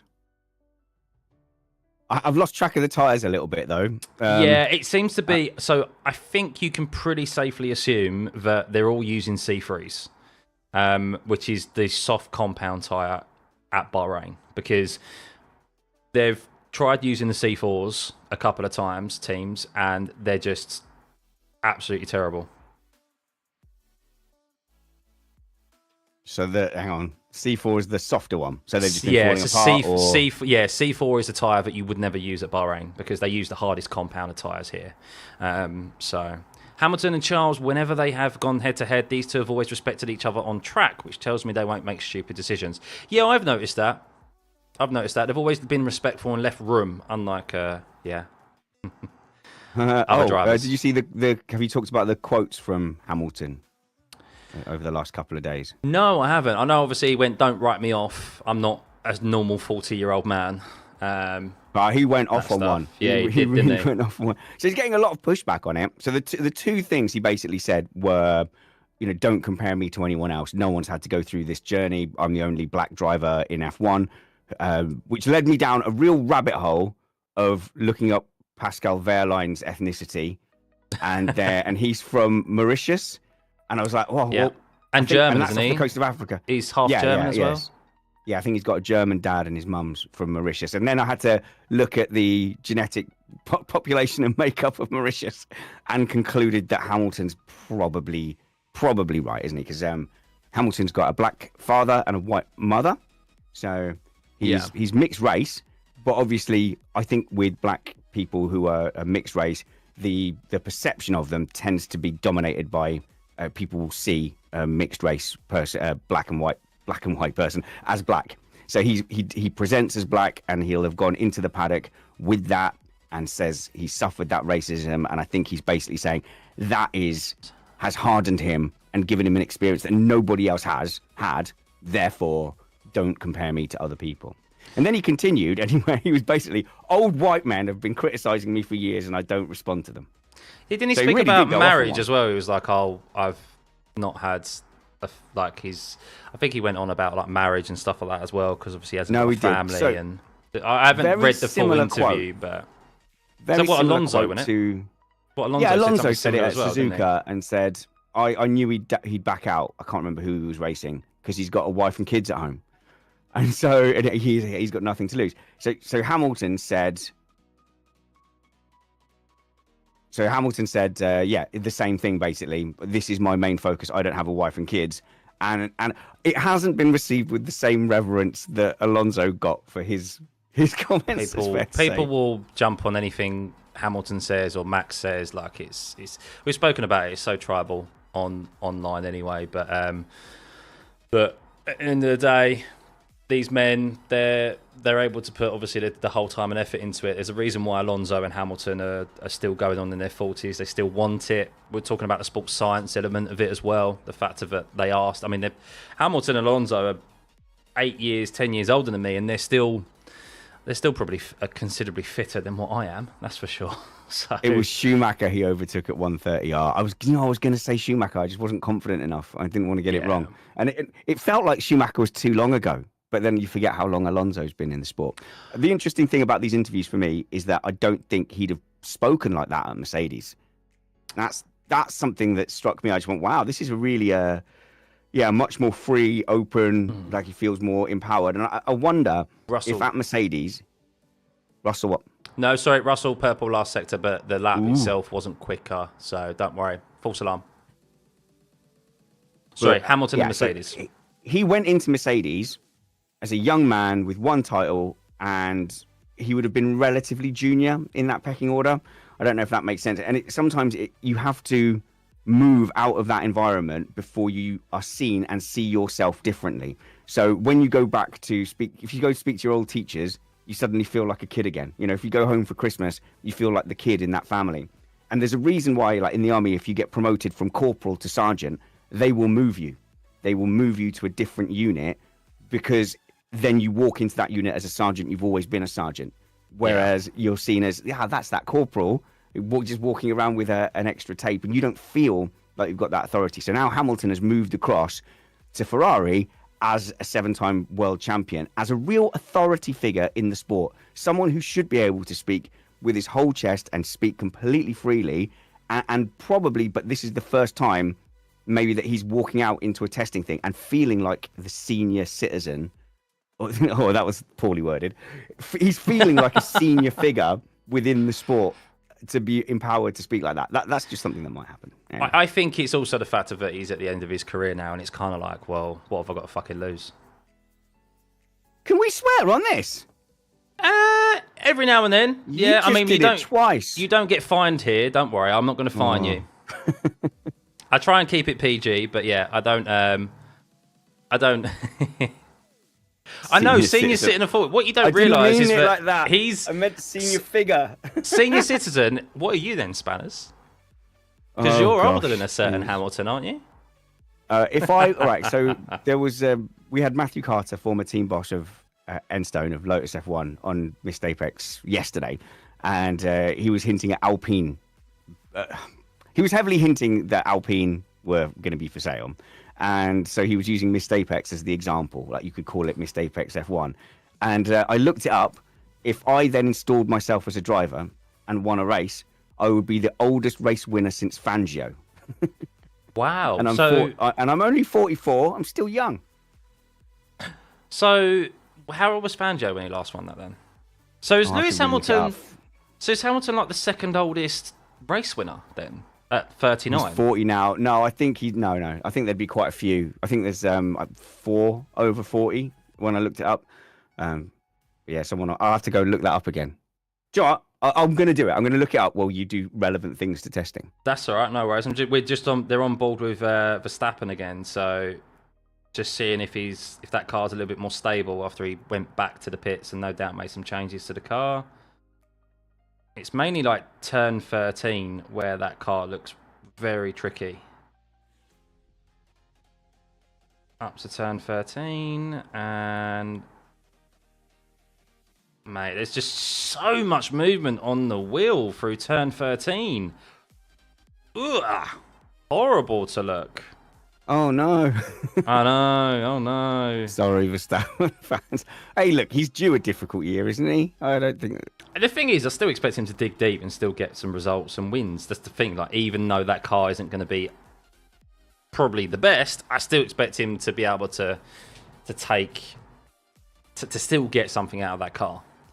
So the Ferrari is struggling, guys. It's not looking as good as it was yesterday, that's for sure. But a lot of cars aren't. Yeah, and I think that's due to the wind and due to the... I mean, it's hotter today, isn't it? It's what you normally expect at Bahrain. We've had colder conditions over the last couple of days, colder than expected. And then today, the track temp has got up to over 30 degrees. I mean, it's still just short of 25 degrees now. And whereas yesterday at this point, I think it was around 15 degrees track temperature. So... like, that's considerably lower and it's going to be better on the tyres and the cars. So, top 5 oldest driver. Oh, gone. No. After you. I was just about to read out. Someone just mentioned the oldest winner, but go on. You read out the top 5. Yeah. So I've got from the Formula One website. They've gone oldest drivers to win a race. So number 5 is Jack Brabham at 43 years old, and he won in South Africa in 1970. Then Piero Taruffi at 45 years old. So I'm between those two. so I would be the 4th. I'd be the 5th oldest race winner ever. I would knock Brabham off that list. Then you've got Fangio at 46, but that's more. That was 1957.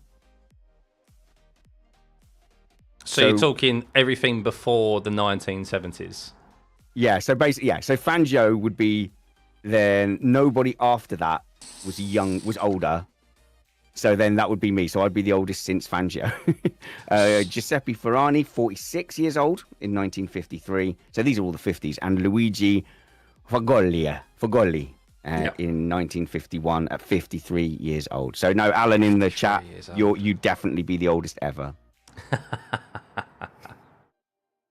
46 in 1957 is like 65 in today's money. That is true, to be fair.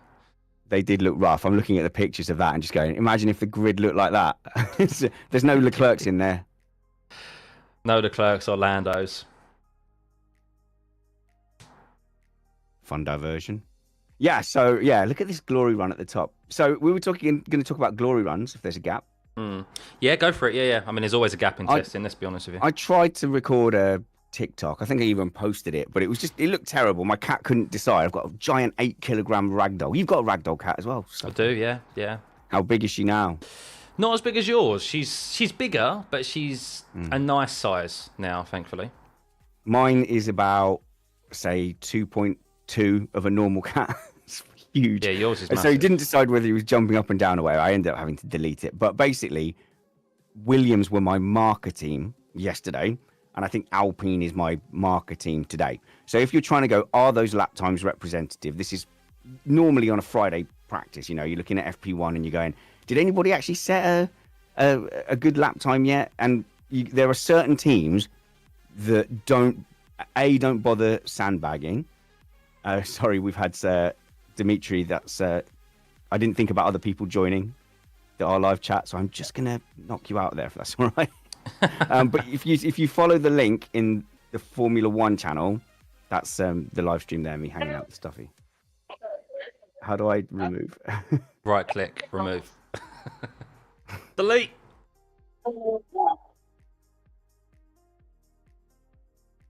I've kicked him. I hope I haven't banned him. That's all right. Rule number one of testing. Sorry, man. Williams are like that on a Friday, and this is why we kept getting so much buzz over the last 2 years. And it's like people have no memories, and they say, "Oh, this Williams pace on a Friday, it's looking really good. Is it real? Have they made a jump up the field?" And they'll do 20 minutes. They'll do a 20-minute segment just about every race weekend on a Friday about whether Williams' pace is real and all the positive things. And there's a lot of goodwill towards Williams, but it turns out never to be true, basically. So I think that there's a couple of things. A, they've got no reason to sandbag. If you're bottom 2, bottom 3, what's the point? So you just go out there and go, let's just do the basics right. Let's get the race car that we're going to put out on Saturday to try and qualify, and let's just try and make it go as fast as possible. And then get as clear out of the tail as we can. Go. And then some teams will really focus on their race pace and think, well, there's no point doing too much testing on empty fuel because the vast majority of the competitive part of the weekend, you have some amount of fuel in the tank. So you want to know how the car is going to be performing there. So it's interesting with Brad Philpott when we used to do our own setups for iRacing. I would practice with race pace all the time because I just wanted to know what it was going to feel like in the race. Brad would use his quali setup constantly in all practice sessions. And then he said, because I want to know how well the car performs at its very best. And when it's got fuel in it, I'll just deal with it. And you go, okay, so that's two very different approaches. You could argue that Brad's a better racing driver, so maybe his approach is better. But this might exist between teams as well. So you get the feeling Mercedes just like to run around with full tanks of fuel. But Williams maybe less so.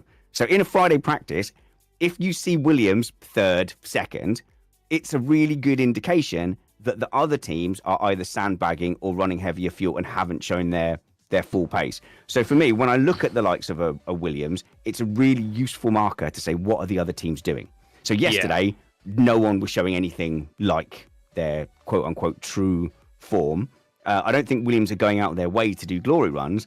I just think, that's just the nature of the beast. And there are a few other teams like that. So I do think Alpine don't mind doing a low fuel glory run because they're for sale. They need That's to look what good. I've said. Yeah. What's a better selling point to add a couple of million on your... Yeah. A couple of million. So and the sponsors as well. The sponsors get airtime, don't they? A couple of glory runs and they're on TV. But it's like, I think as well, I think it just showcases how comfortable Sainz is in the car. Because I still don't think, even if you turned up the engines and put low fuel in the car, I don't think you'd see Latifi or Sargent at the top of the timing sheets. But it does bode well, a bit better for Williams that they looked good. But you can tell, as you said, you could tell by fuel loads and engine modes, just from kind of the top speeds in the speed traps and that, what the other teams are kind of doing. Because you can see, like in particular the McLaren, you can see, even though Lando was up in like third place earlier, you could see that he was at the bottom of the speed traps. So clearly he's running either a high fuel load or a low engine mode because he's not reached. He's still like 7-8 miles per hour down on the guys at the top. But it's the top team. Someone asked, who do I think sandbagging? I actually don't think anyone's sandbagging. I think they're just they're just doing their own thing. They've all shown little hints at their pace in regards to like their long runs. It's still not obviously 100% of what we'll see. We're never going to see in testing the single lap pace that they've got. They'll keep that for the first race of the season, and which we only have 2 weeks to find out exactly who that is. But yeah, I don't think anyone's sandbagging. Like Haas, people have said Haas, but at the end of the day, they're just, as we've mentioned a number of times, they're just focusing on themselves, doing long runs, focusing on their race pace and tyre deg. And they've actually been one of the only teams that I've seen run a high downforce setup as well. Like they've run that really big rear wing, which is why they've been obviously a lot slower compared to others. But yeah, it's I don't know really what to take from testing, to be honest with you. It just seems like there's an air of confidence around. There seems to be an air of confidence around McLaren coming from that team, which, yeah. So there's the apocryphal tale of Brawn, and when they turned up in testing, realised that on a very kind of casual run, not even a low fuel glory run, they were, whatever it was, a second ahead, and went, oh blimey, get in the pits, don't do another lap, or let's bolt some lead on there. Lando's done that a few times. He's done a few times where he set a good first quick fast sector or a quick middle sector, and then he's dived into the pits, or he's consciously lifted in the last sector, and it's like, But I don't know what is the advantage of sandbagging. So if someone now pulled out a killer lap and was a second ahead of everyone, and it genuinely, Verstappen's looking at it going, our car couldn't do that even if you take the fuel out. I think it's more so in regards to it all depends on what is causing that pace. Is it some magic item on their car, like remember the rear diffuser as an example? Is there something on the car? Consider it's the last year of the regs. Everyone kind of knows what goes on these cars. Everyone kind of knows like what needs to be on them and what kind of makes them quick. And if they are all of a sudden so much quicker than the rest of the field, it's going to invite, it's just going to massively invite nosy people from other teams to scour all through the footage, scour for all the images that are available, and potentially remove any sort of advantage they've got in the first couple of races. Because even if they've got a part that gets removed, it's deemed to be against the spirit of the regulations, or deemed to kind of be illegal, whatever, or it just gets told to get removed, they could still get an advantage from that for 2-3 races before it is removed. Hence the flexi wing. Yeah, well, that's going to be 9 races. I think psychologically... No, but last season they benefited from it for a good... How many races have they benefited from until it was actually picked up? So, exactly, and that's the same thing probably here. They don't want to show... I get why they don't want to show their full hand properly, but they'll show enough to make other teams kind of worried. The other thing is you could go, okay, let's say that you're really confident your car's legal, and you suddenly go, right, we're going to do a performance run, and you realise on the timing screens, I'm about to go half a second up on what we think anybody else could do. So the true time here, how fast do you think someone really could go if they did a quali run now in a Bahrain spec setup? Probably another second? Yeah, I think, because on average, I sound like a broken record over the last 3 days, but on average, we've seen an improvement of 1 per year, 1 second per year. So if you go on that basis, it was a 29.1 last year, low 28 probably is what's capable. Yeah, I maybe not because it's the last year of the regs, but I reckon at least in the mid 28s. So as Hamilton's just bolted on a new set of tyres, by the way, and he's on another performance lap. Just FYI. Okay. I would never be mean to my own live chat, but Sibu, hello Sibu, right? Don't take this the wrong way. Testing is just that. Testing their cars, must be testing for weaknesses and strengths. So, of course, but we're sitting here trying to read the tea leaves. Otherwise, we've got how long until a race? We've got 18 days. It's fun, but you have to be reasonable at the same time. No, but I'd love to go back and I don't bother listening back to what I thought during testing in previous seasons. I would say I was pretty spot on in 17, 18, and then I just decided I'm really good at teasing out what's going on in testing, and I don't think I've checked since then. But I think you can look like Mercedes last year. You could really tell from the way they were cutting about something's gone seriously wrong. the way they wheeled Mike Elliott out, and everybody else took 3 steps back, and they pushed Mike Elliott in front of the camera. Like, you explain what's going on then. And he gave a very, like, not inspiring anyone with confidence explanation of why things weren't going well. I think there's definitely telltale signs of a team that is potentially struggling. And I think Red Bull at this moment in time, back in the pits, making considerable amount of setup changes, considerable changes, indicates that they're not getting what they want from that car at the moment. No, they are a little far off, aren't they? And you don't see that. Like, even like now, Lewis, yes, it might not be looking as handy as it was yesterday or as comfortable as it was yesterday, but they're not anywhere near as long in the pits as Red Bull are. And Hamilton and Leclerc have been getting out there and still doing a considerable amount of laps, and still decent enough laps as well, like the quality of the times of them. Whereas like Max is in the pits again now. Like, he's done 3 laps on that set of hards. He's done so 56 laps overall is what he's done today. But in total in this afternoon session, I think he's done like 10 laps.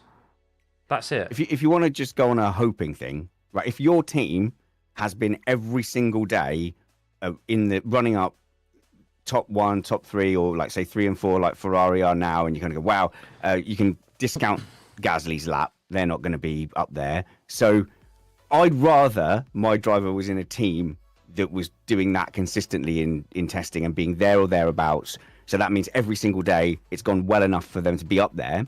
So yes, there's a chance that all the other teams are sandbagging more or running heavier, but I think that's better than there being no time there. So Verstappen today, you could say, well, once he irons everything out, they'll be fine. But if you're low down like that, there is also a chance that they're just genuinely struggling. So I think I would rather be the team that's consistently be able. If I was the team boss, I'd be saying, let's go and post some laps.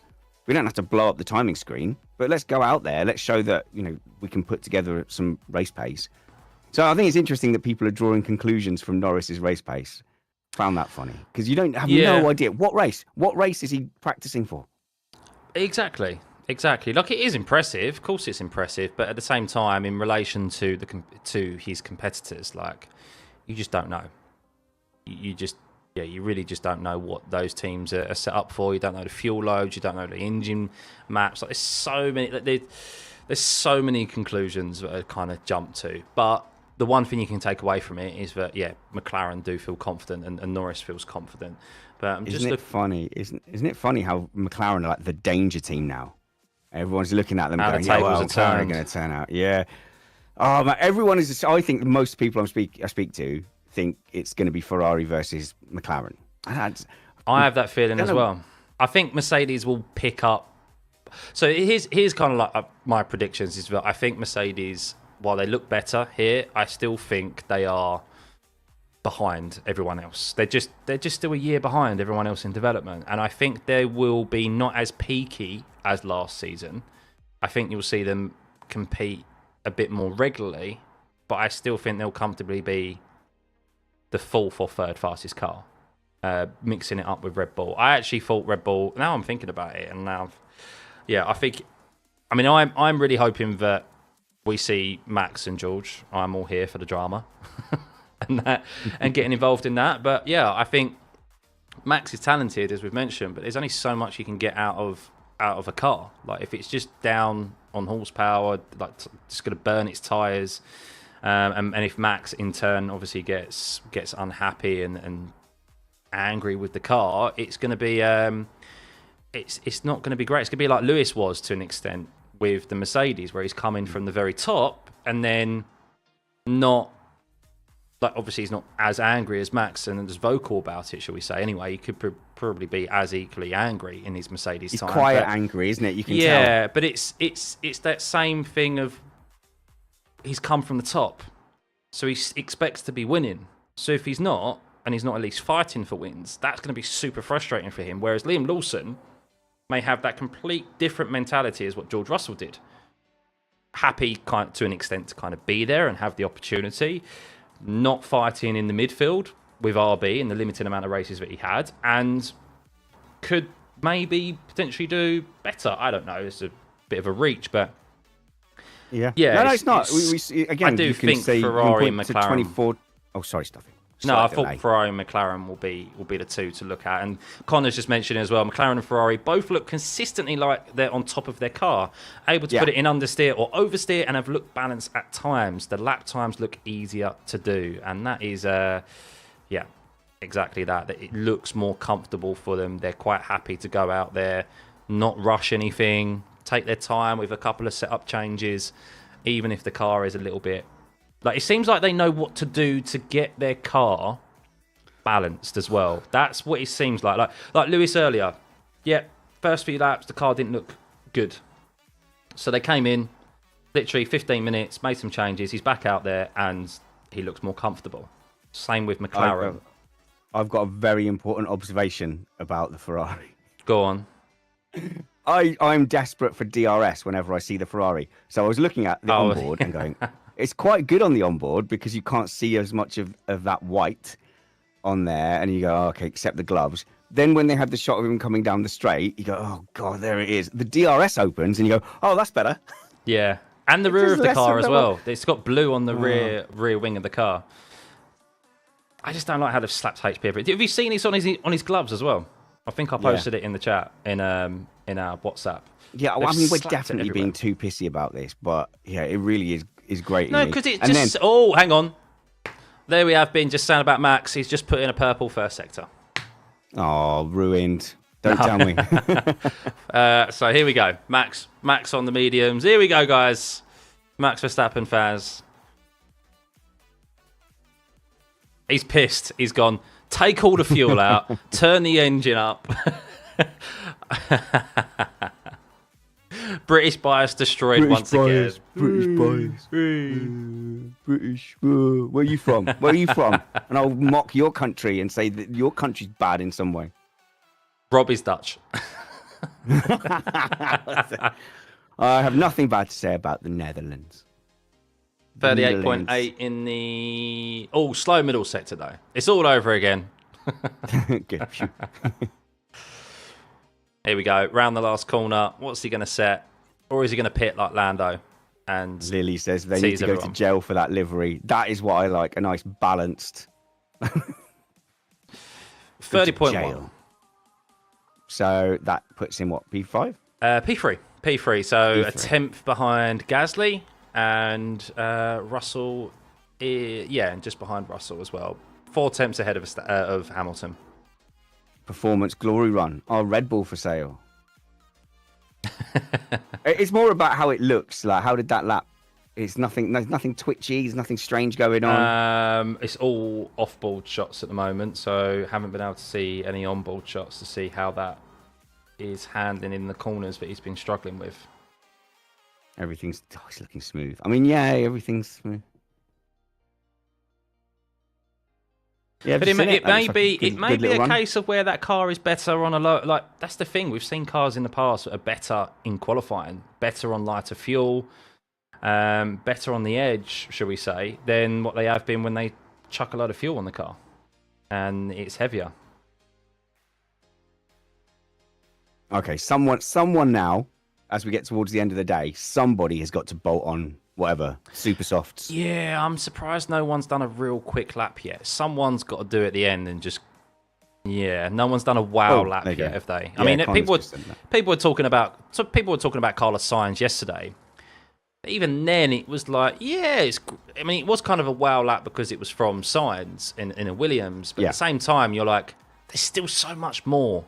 Even a Williams can probably go comfortably sub 29. Like, if it's doing race pace, like in the 29s or whatever, well, I say race pace in the 29s, but if it's comfortably doing that, you know that take the fuel out, crank the engine up, battery up, there's so much more that they can get out of it. But you would be doing it now for the sake of doing it, though, because Bahrain isn't until much later in the season now. So if you go here, and so if you go, right, let's do a Bahrain-specific setup and really try and dial it in for Bahrain, I think that would be wouldn't that be just a waste of that testing time? Because you don't want to be running the very specific Bahrain setups. Just a note, that turning just there from Piastri into turn 13 on that lap. Or maybe it wasn't going as quick. I was going to say it was a 36.3. But he was on 21 old lap mediums. That's the first time I think I've seen any car go into turn 13 without any correction on the wheel. It's been a tough corner, that turn 13, and that looked planted through there. On the exit, it was a bit of correction, but actually on the actual turning and hitting of the apex, normally on the actual turning, we've seen drivers just absolutely wrestling with the wheel. I really hope. Because if you're saying you've got mediums here at Bahrain, so is that the C3? That's the soft tyre, basically.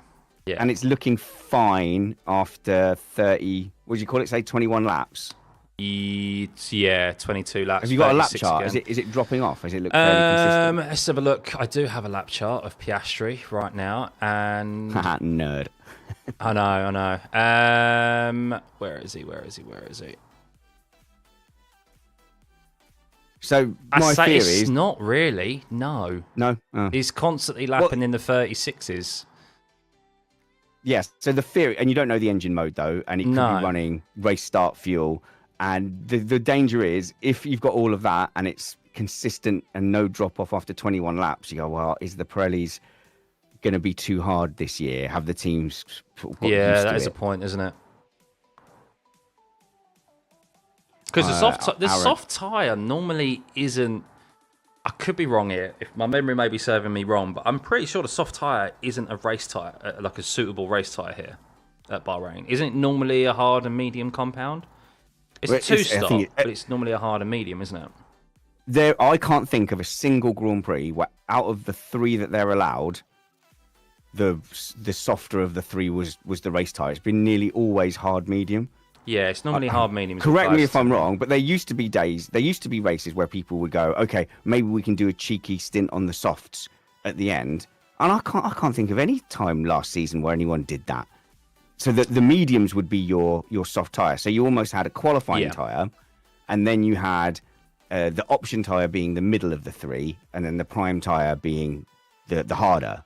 Well, we didn't see too many drivers start. We used to, not last year, but the year before, I think it was 22, or 23, we saw quite a few drivers or teams start on the soft tyre, didn't we, out of position, to try and get that extra grip. Well, I think it's normally been, vast majority of times, it's been medium and hard for the races. And there's so many stoppers as well. Yeah, it was, Hamilton slept on another set of brand new mediums. Okay, he wants to get dialed in, so... Did Hamilton do a hard soft stint once? Maybe. I mean, Bahrain's been a bit... It depends really on the track temps. I think it was the first year of the new regs. I remember Hamilton put on the hards, and people put on the hards and they just weren't working because they couldn't get the temps in them. But I think that was more of a Pirelli issue than it was actually like the teams and the cars.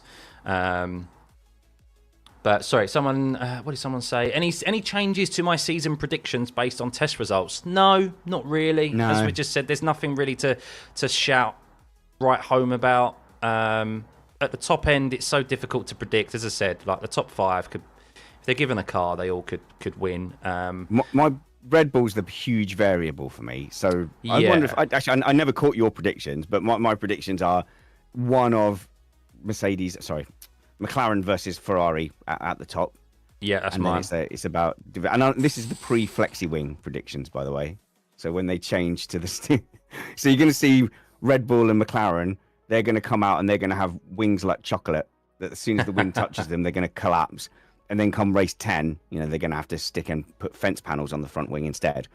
But yeah, I think it's going to be. I'm confident that Ferrari have turned their attention to this season. And I'm confident that McLaren can continue that good run. Yeah, it just felt like the wheels were coming off a little bit at Red Bull. So that's the variable. Yeah. But they're also such a dangerous team that obviously they could just come out and shut everyone up. But I think the most likely thing is that they're just on a slightly downward curve towards now waiting for 2026. Yeah, and I think the real interesting thing for me is how quickly do teams realise this season's a write-off for them, and they just focus on 26. Oh no, it's like a fantasy league. People always say like, you're doing a Missed Apex fantasy league. I'm like, no, lads, I'm not doing a fantasy league because everyone starts off really excited, and then when people realise that actually they're not very good at it, or their team isn't very good, or they've made one key error, the only people left playing are the people who happen to pick, Hamilton fastest lap here. Is it going to be? Oh no, he ballsed up the last sector. Oh, was there a balls up? Yeah, 22, 6. I think he was on for maybe second there. Middle sector was quick, on par with Gasly. First sector was a couple of attempts down on Verstappen. But the last sector was a 22.6, which was 3 attempts off of George Russell. So, yeah, that was... that would have been fastest lap, I think, if he ended up not ballsing up the last sector. I don't know what happened there. I no doubt we'll get a replay because it's on a TV advert at the moment, but... Yeah, looking a little bit better for Lewis after some setup changes. Track temperature's cooling again now. It's 23 degrees. It's dropped about 7 degrees since the start in 2 hours. So, Just Racing in your chat. Honestly, I just don't think Max is one to sandbag. He prefers mental hits instead of being underestimated. That's not bad, actually. I haven't done a Dutch accent for ages. How was it? That wasn't too bad. I thought he was going to absolutely butcher it. This is what I was saying to you earlier. Like, why not, if you've got some potential, it would have an arms race as well. So the risk is you go off and do a big lap and you think, I've showed them, but everybody knows actually we can beat that one. But if you can do a truly knee-shaking lap and have the teams go, well, we're beaten. Well, what do we do? You're not going to say, we'll just copy everything they do. You can't do that. You will go and lobby to try and get everything on their car banned, so that's what you'll do. But I think there's some gain to just playing that psychological game. I got told off in tennis, right? So I was playing doubles. I have to change the language that he used. But the guy that we were playing against, he did this serve, and it was the fastest serve I've ever faced, and I was having such fun playing against it. And I said to him, man, your serve's incredible. Like, I cannot believe the speed, the hardness that's coming through there. And as we went to the other side, my teammate said, stop buttering him up.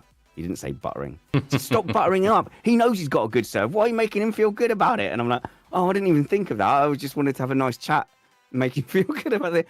But I think, turn up, show everyone, do 1,000 laps, be a second faster than everyone, and get them scratching their heads and go, what the hell are they doing? You could even just run an illegal car. Okay, just do some glory laps with a setup that you wouldn't be allowed in a race, just to absolutely psychologically break the other team. See on Piastri, C2s. Okay, I think Piastri's just starting a race simulation right now.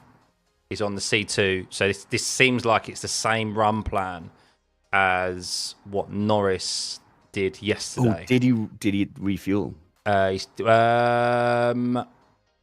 Not sure. That's a weird way round to do it. No, why is he doing C3? Well, this is what they did. C2. So yesterday, this is where kind of like the thing came into it in regards to comparing Leclerc and Antonelli with Norris, was that they both started on the C1, the hard. So in effect, the C2 is the medium tyre at Bahrain, and that's what Piastri's on now. So, I mean, we'll soon know if he's going to come in and pit, but it seems like this was the same stage that Norris started his race sim yesterday as well. Hamilton's in the pits now. I wonder if Hamilton will do the same, and potentially George Russell. But Max is back out there on a fresh set of mediums, so he's going to be going for it again.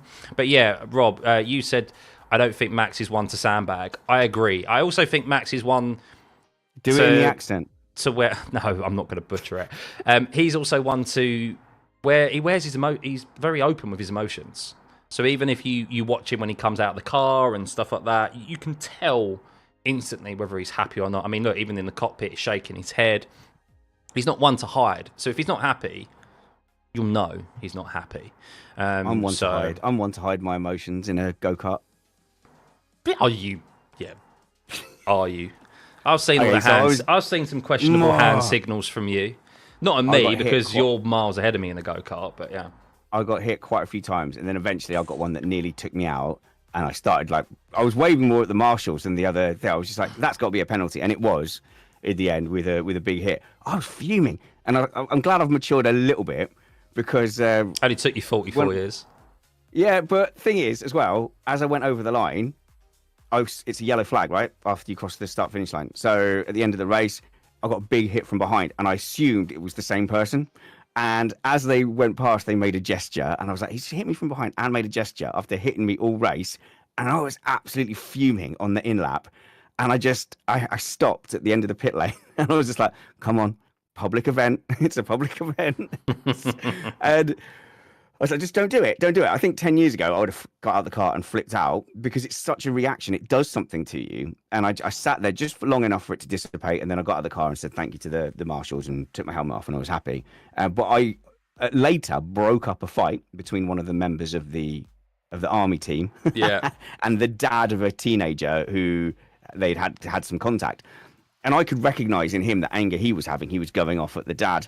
And I was then the sensible one to break that up. But yeah, something racing does to you, to your mentality.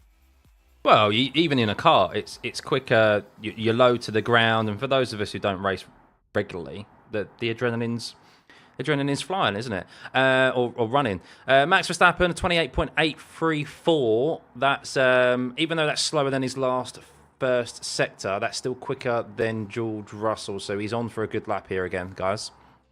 So through turn 12, you'll see his second sector time is a 38.5. That is second fastest, only a couple of hundredths back from Gasly. So this could be fastest lap of anyone. This could be sub 29 right here from Max Verstappen on some performance runs, which we haven't seen from Red Bull really these 3 days. Coming through the last corner, and Max is going to set a 1:29.8 to the top of the timing sheets. Oh, it's over for then. Max Verstappen. Max is going to win the title again. 5-time world champion. 3, 2, 1. Cue Max fans in chat. Go on. I know you want to, guys. Go on. Go on. I know you want to. Stop being happy. Stop it.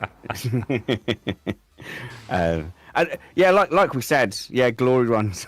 Hey, yeah. He's still 5 tenths off of Carlos Sainz in the Williams, all right? Yeah. No, so someone did ask someone did ask about Hamilton went 29. No one in the 29s, which Max obviously has just done. Hamilton went 29 yesterday morning. Yeah, that's because of the change in track conditions today. That's why. The track is now cooling, so in the last couple of hours, we'll probably see we will see improvements in time. As the track cools. But yeah, for the majority of today, it's been towards 30 degrees track temp, which is considerably higher than what we saw the last couple of days. So, but Piastri's on a race simulation right now, and he's lapping consistently around 34s to 35. So we'll see what your that live is. chat's given up. RIP F1 2025. See you all in 2026. Max is going to cook them all. GG, bro.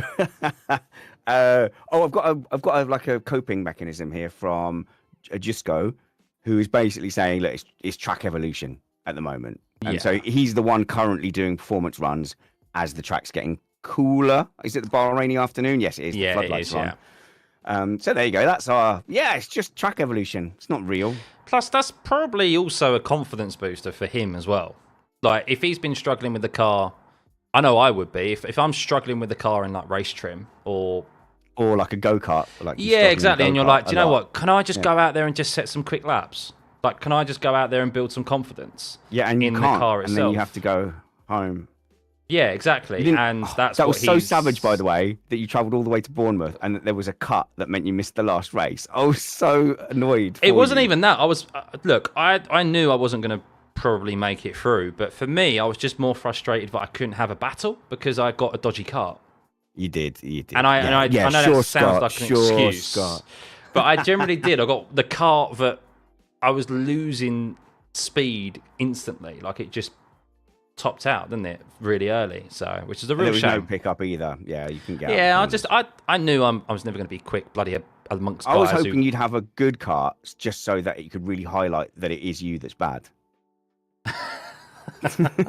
I'm not as good as karting as I am in a sim rig, and even that's questionable how good I am in a sim rig. So you don't have to be good at sim racing though to do what you do. Like, you don't have to be top level. You have to be competent. No, yeah, exactly. And I'm under no impression of the time I get as well to practice and do all that stuff. If I said to you, Scott, I'm going to make you half a second faster, but you're going to crash out on your own more often, you wouldn't take that for your stream because it would be less entertaining. No, and the thing is as well is that time is a luxury as well for myself. So like sometimes I only get to do a 20-minute race at night. Because why do you struggle with time? Because I had a baby. What did I tell you not to do, young man? No, it's all self-inflicted. I've got no one to blame but myself. I wanted to kiss the jazz singer lady. That's all I wanted. And now look at all the other crap that's come along with it. Yeah, maybe Rob. Yeah, I probably am. It's just, as I said to you previously, it is time. I've never really been one to be able to do like 4 races in a night back to back. So that's why my rating's kind of always been up and down and stuff. So, but you had Lando as number 1, but I think my money's safe on Max after that lap. Oof, jump into conclusions. You broke after 1 lap. Come on, man. You've got to be more deluded than that. Come on. All right. I am going to do a patron show a bit later on where we do our patron-only streams, right? We tend to be more personal. So, we talk about what's going on in our lives as well. I don't think I can do a full testing review. At least on the Ring on Spotify, I've said, I don't know what conclusions we can draw. And Meg was like, it's just vibes, Manners. I'm like, I can do vibes, no problem. Yeah. Like, if you want some technical analysis of what we saw, I'm lost. I have no idea what we saw. Go to the race. Even they're jumping to conclusions, to be fair. Hang on, I don't want to compete with you. When do you stop this? 4 o'clock? Yeah. It's been long. It's been I've been a trooper. 8 hours of streaming per day. I'm not used to that. Oh my goodness. I know. I'm not doing that, man. So I'm friends with this anime YouTuber, and he's saying to me, I do, I did a video last month. I am probably going to do one this month. And he makes a mint off it as well. I'm like, 1 a month? And there's me, I'm churning them out. I'm churning out like 4 shows a week. If you get 1 million views per video, then you could probably live off of that per month. But even mine with just throw stuff at the wall and just hope some people listen to some of them, I'm not going to do 8 hours streaming in a day. Yeah, I mean, this I couldn't do like a sim racing stream for 8 hours. Like, that's long. But what have you missed today, Luca? Not too much, to be honest with you. What you've missed, actually, is the most exciting part of testing today has been a window out of the starter's box that overhangs the racetrack basically implode and spread itself across the track. And then what was it? A window? Yeah, so one of the glass panes of the starter's box basically just imploded, I think. And then there was another red flag in the afternoon session with a tour bus. That was did you see that, Spanners? I can't believe. I saw the pictures that people were posting of it. They zoomed in. It was so funny because the camera was right down the straight, looking at the corner, and it started to zoom in.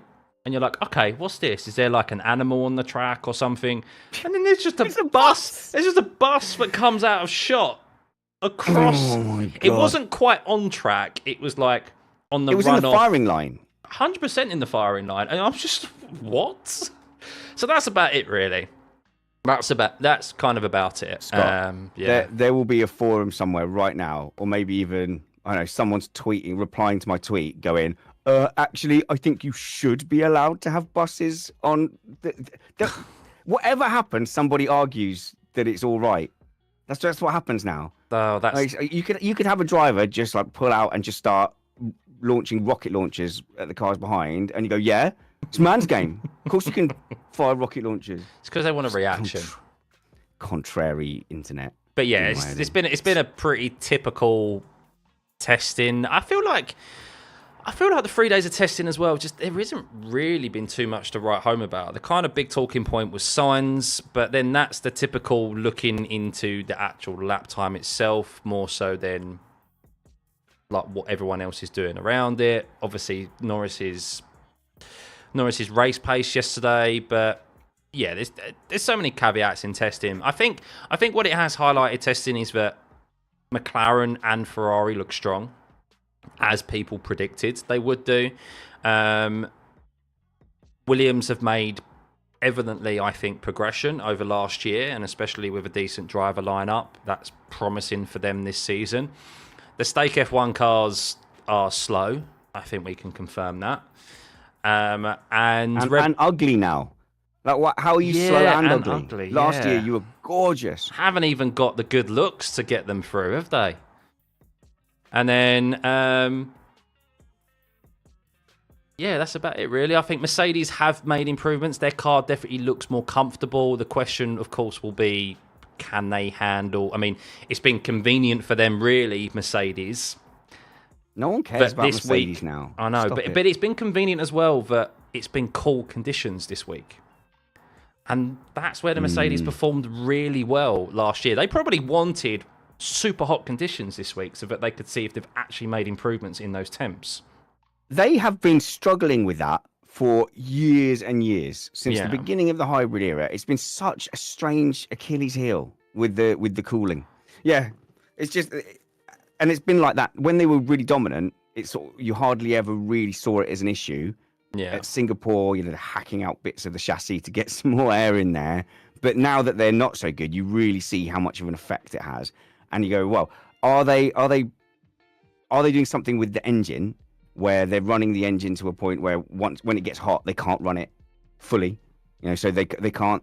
And that won't be the same for the other Mercedes teams, because the other Mercedes teams might have a different cooling solution. But it looks like they always run their cooling mega close to the line. They also had issues at Singapore with the cables of the train tracks, of the subway, didn't they?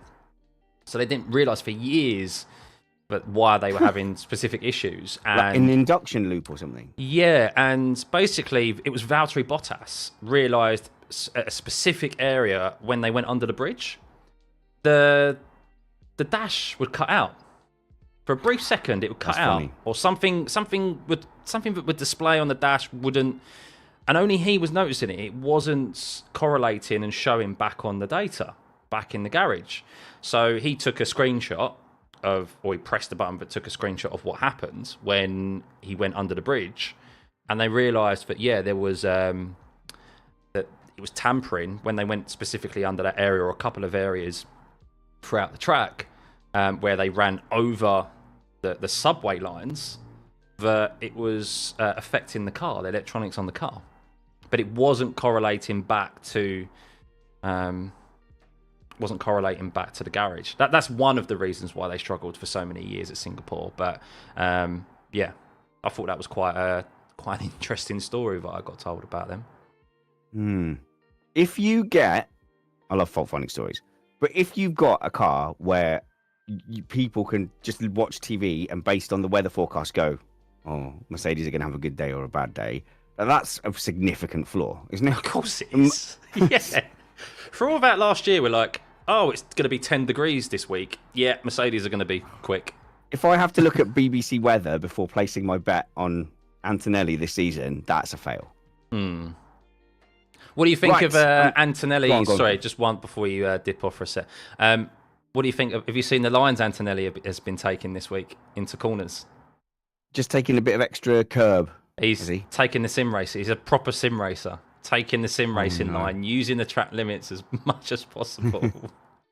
getting his wheels onto the dirty, like literally off track, while still keeping one side of the car on the white line. It's just not sure how it's going to work in a race. You speak to Brad Philpott, who's the most raciest racing driver I get to speak to regularly, and he's got branding on his channel, racedrivercoach.com, is use more curb. And that's the thing he's always saying to the kids that he's instructing. It's always, you can use way more curb than you think. And so I was following him around, we were somewhere in Wales. I was following behind him. And if you're following someone really good, generally it's the frustration of just seeing them gradually edge away. And you think, I'm doing the same thing as you. How come you're going away? And then, on this big right-hander, he's got his wheels on the grass. And I said to him afterwards, how can you have your wheels on the grass? He said, what's the inside wheels? It doesn't matter. And this was very early in my karting experience. And you go, right, it really is about the weight in racing and where you put the weight on the tires. It could have been ice there. It doesn't matter. It was my outside tires. I was lifting all my weight to the left-hand side. So therefore, I was just taking a much shorter line than what I was. And you go, oh yeah, wow. And then you start learning about that kind of weight transfer, and it transforms your racing, even in sim racing stuff, isn't it? It's still all about getting the weight onto the right wheel. Although I don't like your Super Formula Light that you race. I don't like that. It doesn't feel... I don't race that too often now. I race the big one, the Super Formula, the big boy one. That one feels too arcadey to me as well. I must not have my wheels set correctly. But with the F3 and the F4, I can really feel the weight transfer, and I can feel when it grips up. I can't feel it on those ones.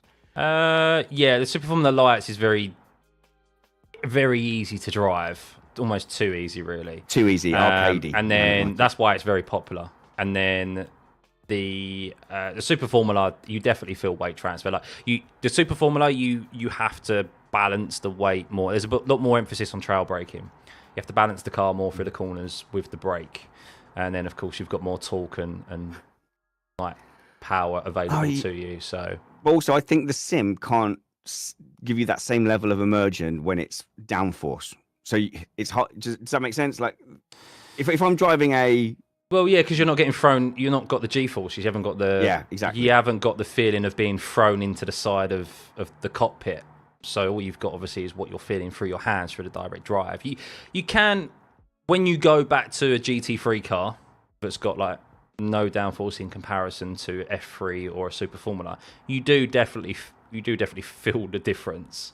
But yeah, when you're racing open wheelers all the time, it can be a struggle. It can be a struggle to feel that. But you go to sports cars. I struggle in all forms of racing. I struggle in all forms of racing. Yeah, but you need to go something that's big and bulky to realise. Yeah, how actually well downforce is simulated.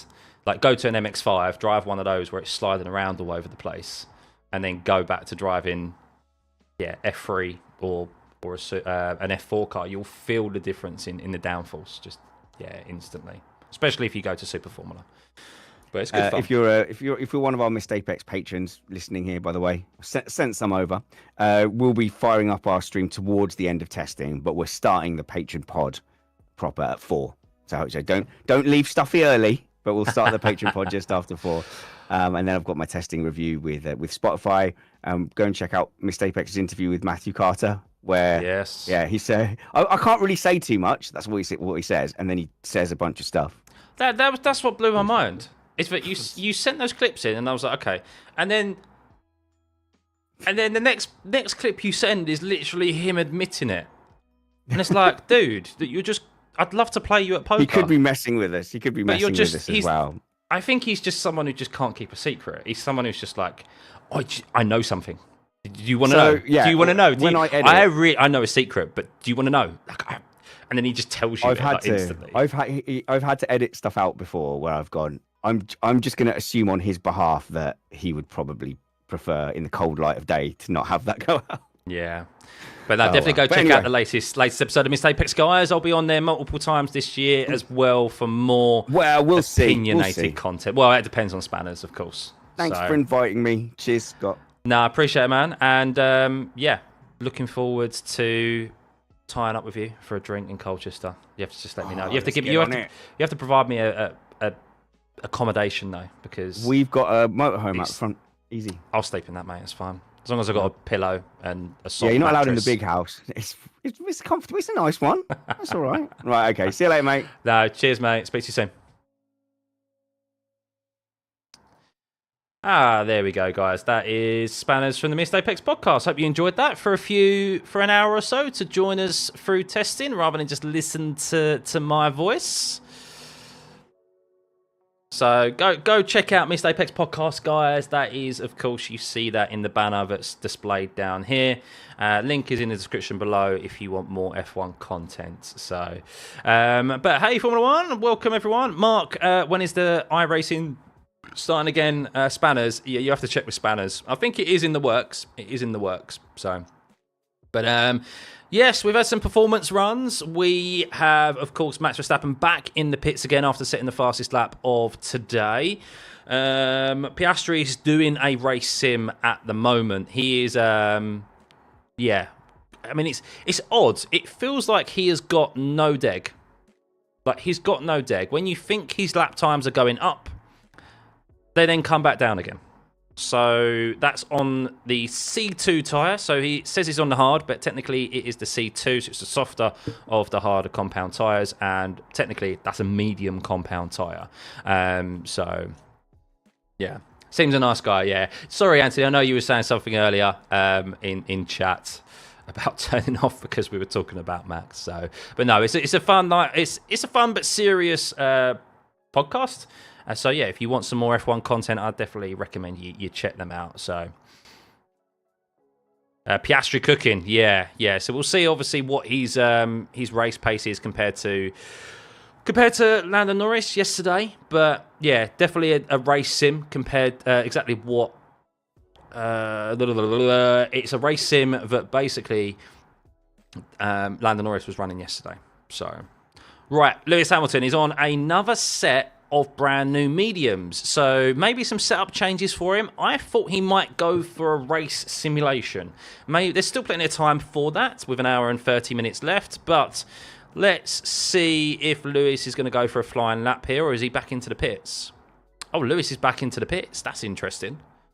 Very interesting. Okay, what was that for? Oh, he was on the C4, that's why. So Lewis was on the C4 tyre, so that's a step softer than the soft compound tyre that we see here at Bahrain. So maybe it was them just wanting to gather some data. Maybe it was just doing that constant lap for the wind tunnel purposes. That might be what he was doing. Seems to be going a bit quicker than that, to be fair. But yeah, you don't really want to be using the C4. So that's why he's there. Maybe he's going to come out and he's going to be out on a set of C3s. We will see. What do I think about Aston? Do I think Aston Martin will win this year? No. I think they're going to be way off the pace this year. Newey actually hasn't started yet. He starts in March, which is tomorrow. It's the 28th of Feb today. So technically Monday, probably. He ain't going to start on a weekend. But yeah, he starts in March. So he's lucky that really his gardening leave was shortened through an agreement with Red Bull. So, yeah, it's quite weird to say, isn't it, really? I mean, when you think about it, how long ago was it we found out Lewis was moving to Ferrari? It was this time last year. And, of course, then that was followed by Newey as well. But, yeah, so he'll be starting Aston Martin. And how much influence we have on this year's car, I'm not entirely sure. Not entirely sure, but we'll see. We'll see. Right, I do really need a loo break, but we will wait to see if Lewis is going to do an actual flying lap here.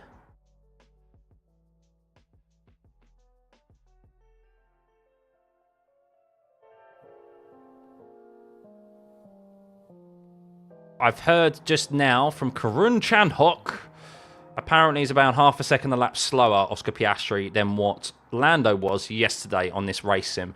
But the track temperature is higher now than what it was yesterday for Lando Norris. It is for Oscar Piastri compared to what Norris was yesterday. So Lewis is still on the C4 tyre. So I don't want to take anything away from Lewis.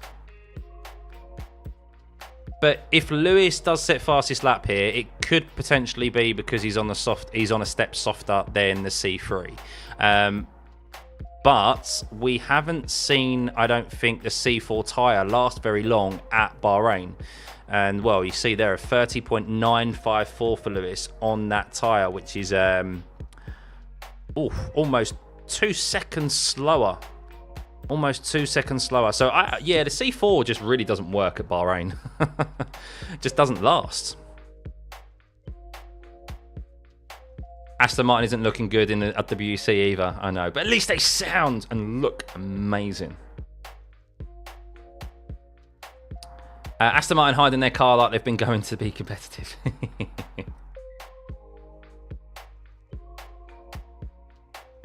Ocon being a menace for absolutely no reason right now, getting in the way of Oscar Piastri. Which tyre did he use for yesterday's lap? C3. The C3. Any of the fastest laps we have seen haven't been set on the C4 tyre because it's just crap. Well, I say it's just crap. It's not crap. It just doesn't work at Bahrain. Bahrain, we have the 3 hardest compounds for a reason. So, yeah. Alex Albon's on a fast lap at the moment. Green in the first and second sector. He was actually sub 29 in the first. Third fastest out of anyone. 3 tenths down on Gasly in the middle sector, though. So, could be a quick lap here from Albon. Oof, up into P4 ahead of Lewis Hamilton. There we go. There we go. This track just gobbles tyres like crazy. Yes, yeah. Hey, Void, did you hear the V10 may make a comeback? I missed that sound. It won't make a comeback. It's just Mohammed Ben Sulayem just, yeah, putting the cat amongst the pigeons to try and antagonise Liberty Media. As Max Verstappen is back out on a fresh set of mediums as well. Oh, dear. Right, I can't hold on for any longer. I'm going to go for a quick lube break, and then let's get back in time for these performance laps.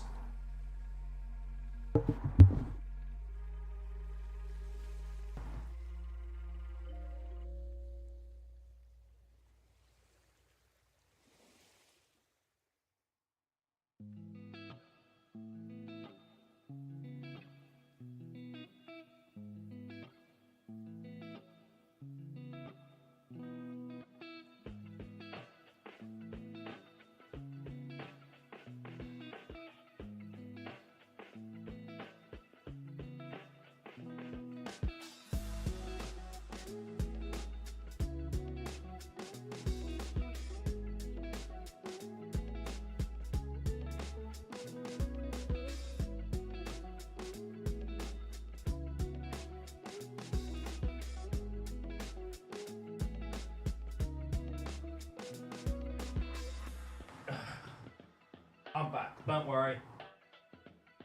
Don't worry. I did wash my hands. Right. Gasly's on another flyer, but yeah, 30.7. Gasly's also on... The only way I can find out what level of compound they're on is via the TV coverage. But Max is on the C3.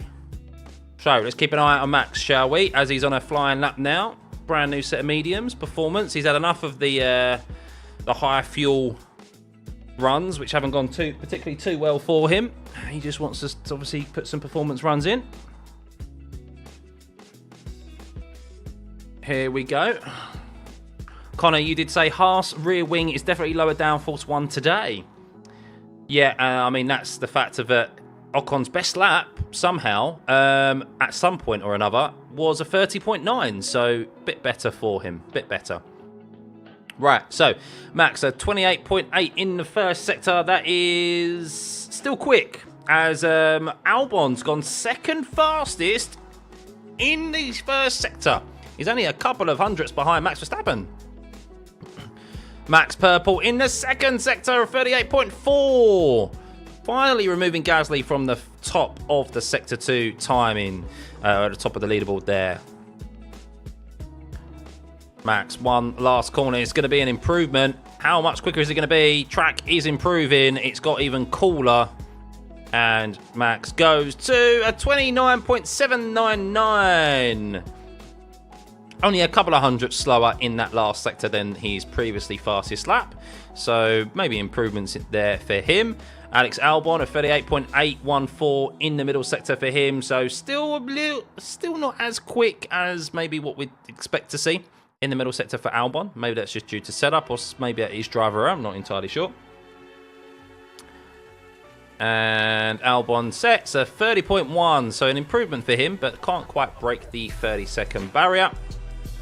George Russell he's on just race sim at the moment, I think. And then Hamilton is also doing some long runs now on 5-lap mediums. Gasly is about to start a lap, I believe. Again, maybe he's going to start a lap. Wasn't a good lap last time around. He was on a brand new set.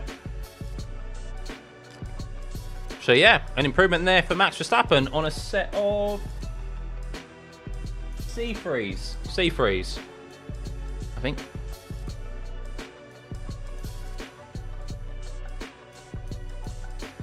Yeah, C3s. Lewis is on the C4s at the moment, so he won't. I can't imagine he's going to last very long on those C4s. That's why he's lapping in the 36s. Yeah, I'll show you. Sector times. Here we go. All kind of means diddly squat, of course, but it's still fun to look at.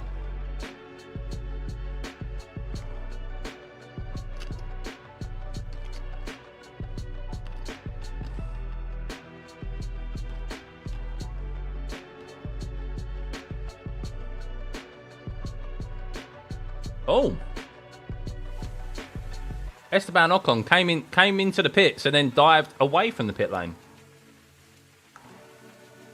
It was probably an in, out situation.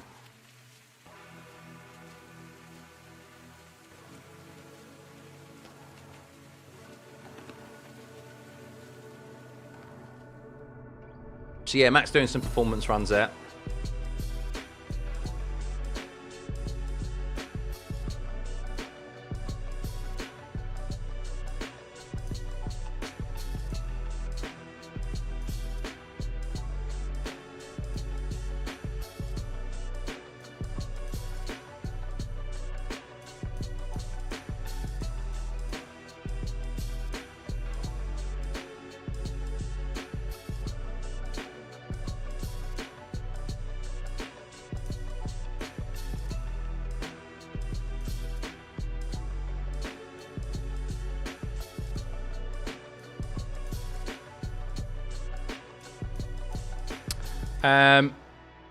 I could be a commentator. Why don't I give a tryout or audition? Oh, yellow. George Russell just gone wide there, I think, through turn 10.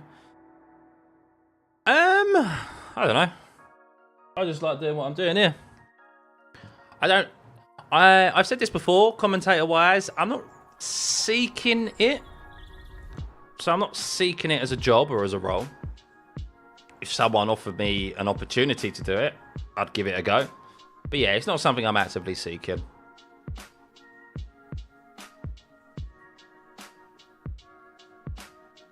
Can't wait to see Stroll going fastest at the end. He's only done 34 laps today. Not a lot. Not a lot for him.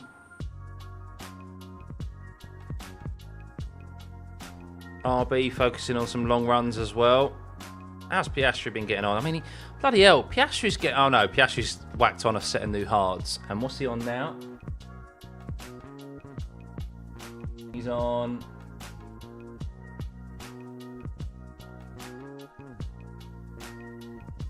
Trying to figure out what tyres Piastri is on. Not showing it yet. Not showing it yet. Thanks, Mark. Appreciate it. Yeah, I mean, I enjoy it. I do enjoy it.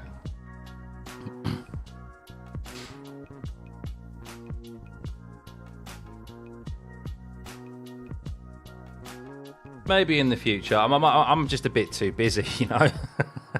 Just kind of actively seek that out right now. As I said, if the opportunity was presented, then maybe.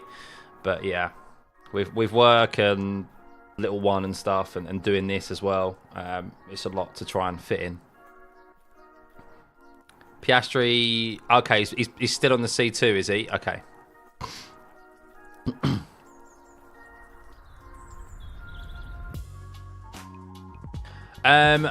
How do I assess the W16 during day 3 of testing? Probably its best day, really. I would say. I haven't seen too much footage of it, but yeah, I mean, looking from what Antonelli was able to achieve earlier on, and how comfortable he looked in the car. I don't remember him having any lockups off the top of my head. George just had one knock-up down into turn 8. But I think for the most part, it's looked solid, looks comfortable. But we never know with the Mercedes, that's the thing. We are going to go to tracks that are considerably hotter than here.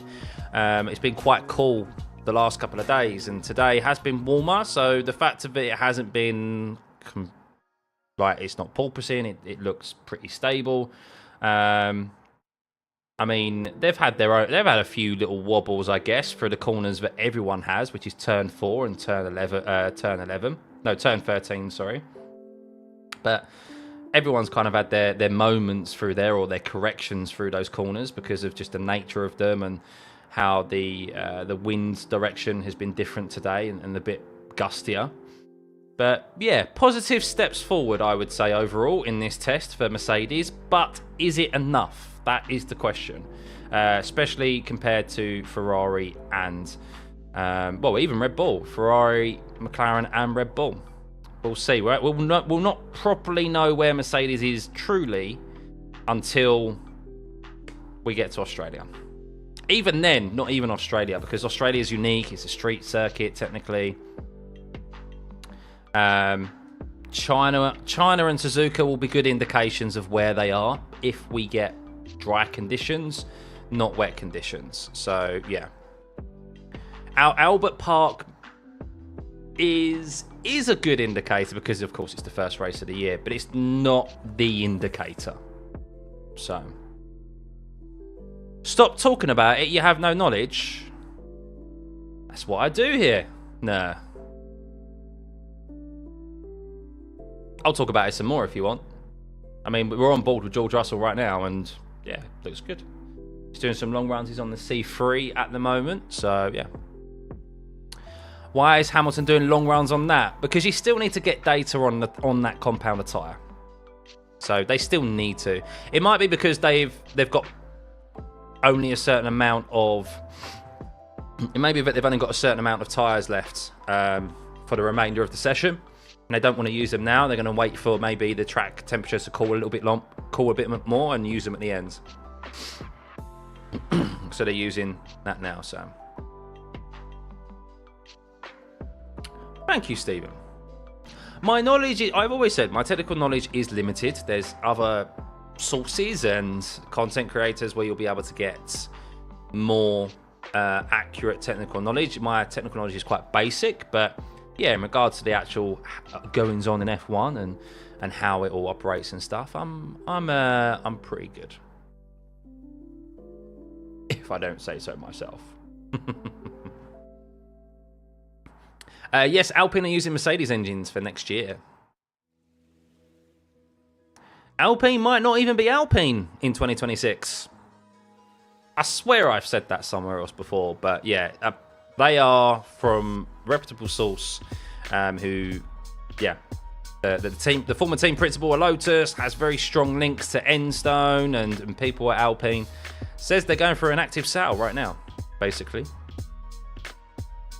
So yeah, of their 75% share, and it's also with that 75% share is the naming rights of the team as well. So.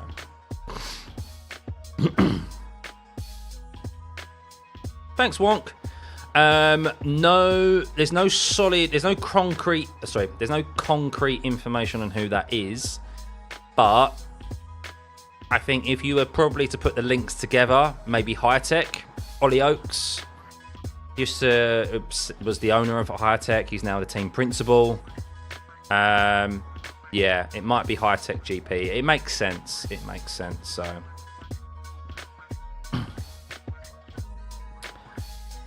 Even Anthony, I'm not even if people don't like my opinion, that's fine. I'm all for that. Don't have to agree with everything I say. Hence, hey, hell, you don't. A lot of you don't agree with what I say, and that's fine.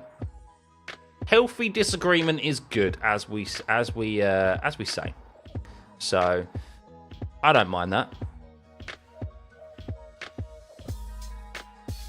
Why is Hamilton not using DRS? Because he's not on a push lap. None of these drivers are really using DRS on just normal long runs, because in a race you don't get DRS all the time. So they want to know the true pace of the car without the DRS assistance. So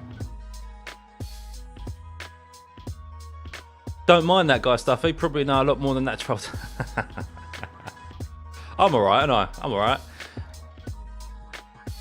Basically, Sauber new name change Audi. Yeah, but I think so. The rumours have been for quite some time that Renault have been wanting to get out of F1, or they've been seeking a way to sell the team and get out of F1 for many a year now. They've just kind of lost interest in Formula One, and I think the operational costs of it and not seeing its success or having success in F1 for many a year. Of course, they've got their hypercar system program ongoing at the moment, and I think that's primarily where they probably want to put their focus into. So yeah, wow, Albon with a fastest last sector. Where did that come from, Mr. Albono in that Williams? Oi, oi.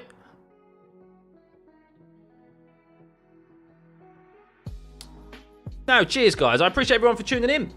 Appreciate you all for tuning in for these 3 days. It's been a long 3 days. Some of you have been here for all of it, and I appreciate it. It's tough testing. Not going to lie to you. Even I have an appreciation of there's commentators, to be honest with you, on Sky and F1 TV to an extent, because they only do kind of like 2-hour shifts.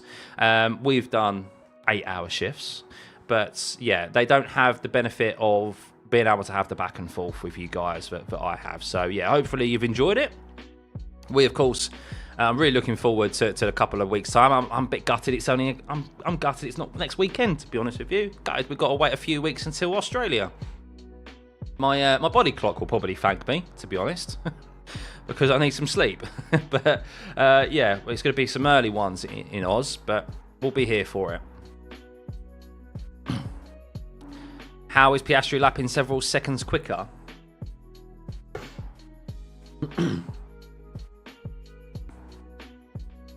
Piastri is lapping. Let's have a look. At the moment, I'll have a look at his times, his runs.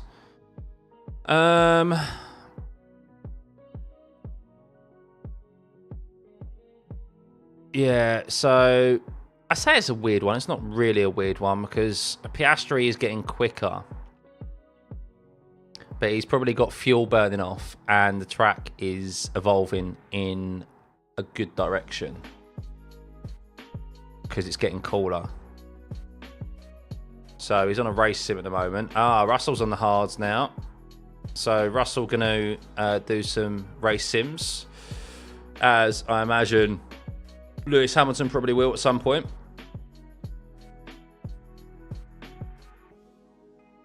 Carlos is building a team. Haas not showing their true speed, perhaps? No, I don't think so. No, I don't think Haas have shown their true speed at any point, really, this week. So, imagine leading sleep. I mean, I don't know how you do it, Taco, doing an all-nighter. For testing as well.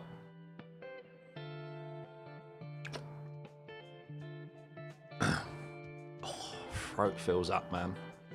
Not used to talking this much.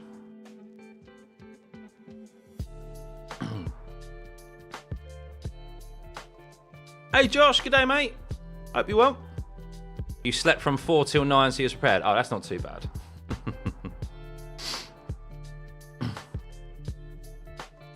Yuki's not focused too much today, is he? On any fast laps. They've been focusing on their race pace as well.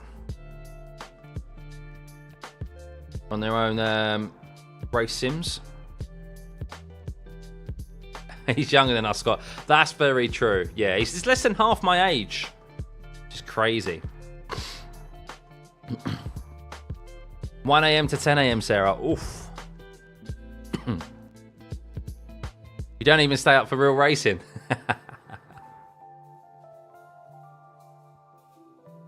Right.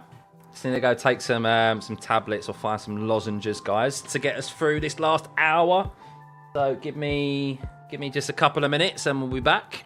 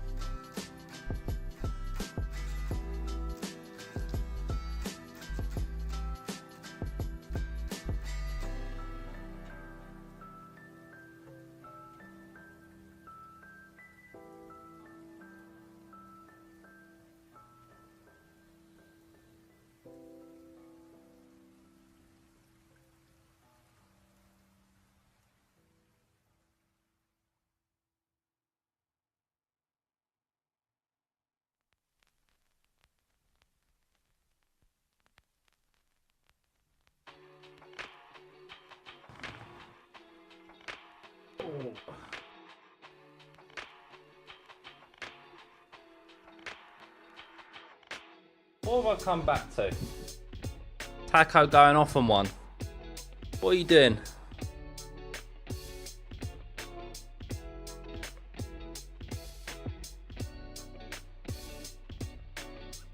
Are you giving a rundown of what's happened today?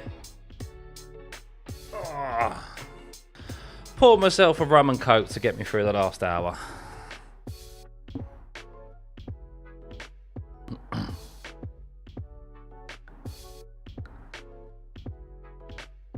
You're just replacing me. I'm irreplaceable.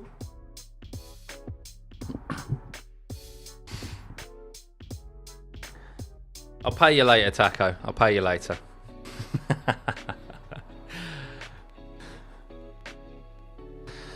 Oh, what have I missed? Anything I missed?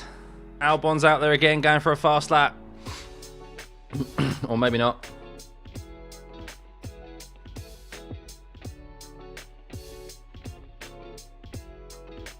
So yeah, everyone who's out there at the moment is on the C3, other than... Oh yeah, Piastri's pitted actually.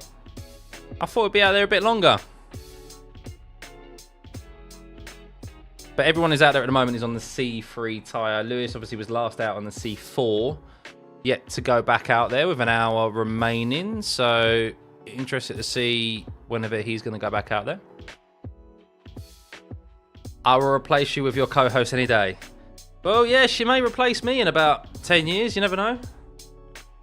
You never know. In the future. And I can then rub it in her face and say, see, I started this all for you.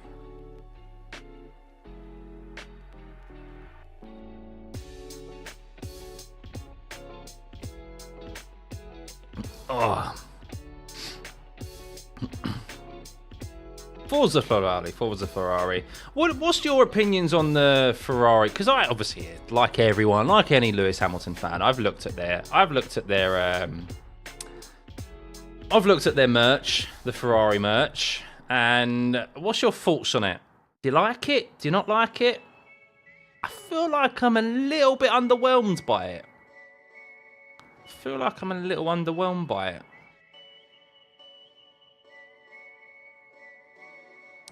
She'll be cast in my sim racing. Yeah. The Red Bull merch is terrible though. Yeah, I'm not sure if I like the big Red Bull across the front. Not sure I like that design. Although it's tough to remember what their old merch looked like, to be honest with you.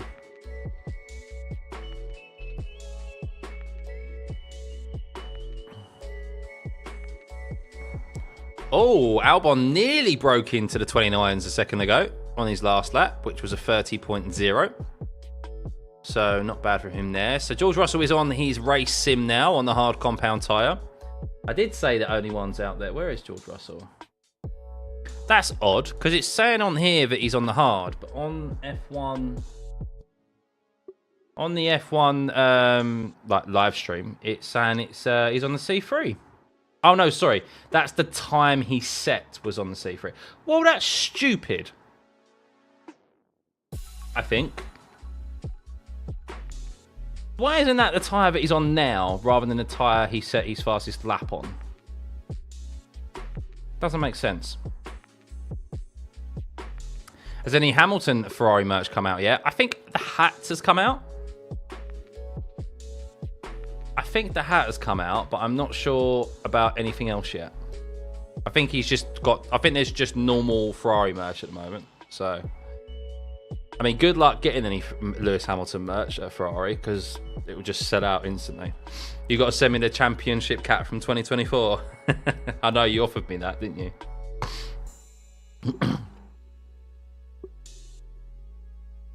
The logo blind me enough to see anything else. They're showing the tyres in which the fastest time was set. Yeah, I don't understand. I want to see the tyres they're on now, rather than the tyre. I mean, I get it. Maybe they're going to change the standings. Well, they should change the standings. They should change the standings. But I guess they don't do like recent lap times, do they? That's the problem. Like, it's not really what they show. People just want to see what the fastest lap is on TV. So Which car do I think is the fastest in the straights? Well, that's typical. That's difficult to say. We have the speed trap, but like everything else in testing, it's not really relevant. Oh, I say that actually. Well, okay, this is something new. I'm going to show you the speed trap. Did we see McLaren show their hand just a little bit? Look at that top speed there from Oscar Piastri. 328 kilometers an hour. Interesting. I don't think we've seen McLaren really towards the top of the speed traps for the majority of the week. And did he just turn up his engine mode a little bit? Or was that on low fuel towards the end of his race sim? But we saw that top speed there? Because on the contrary, Norris at the bottom, you can't see it, but Norris at the bottom, I can't see it, is 311 kilometers an hour compared to his teammate who did 328.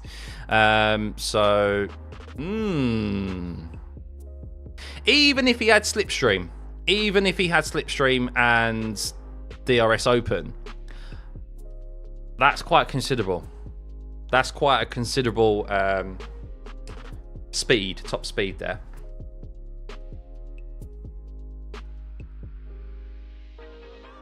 Are the engines now testing going to be used in the races? No, Arnold. No. We did look into this. Yeah, no.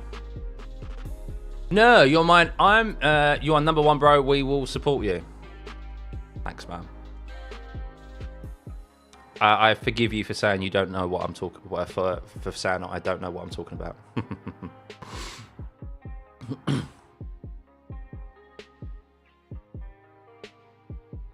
So, George Russell, how's his lap times been? I don't know what he's on. Oh, Gasly's coming out on a fresh set of mediums as well. I don't know why I get so excited when they're on a fresh set of mediums, just because I know they're going on a push lap. So, let's have a look at recent laps for George Russell. Where is he?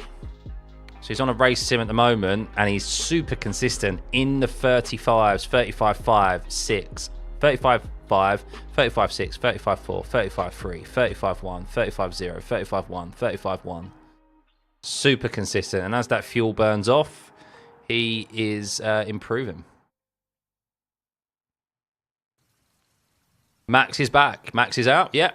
On a fresh set of mediums as well. Can't see what level of compounder tyre he's on.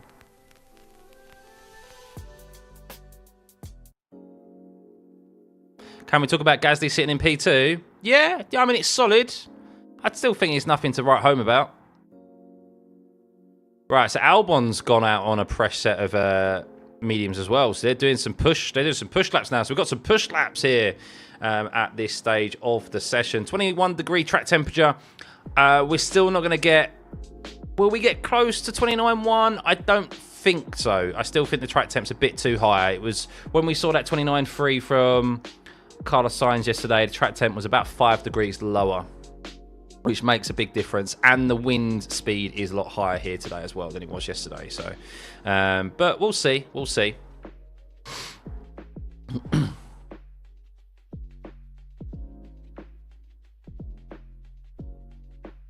What's the Piastri race sim time logs? Good. Yeah. Not as good as yesterday as Lando Norris because of exactly the reasons I just stated, because of the track temp and just a difference in change of conditions. But yeah, consistent. On the C2 he was, not the C1.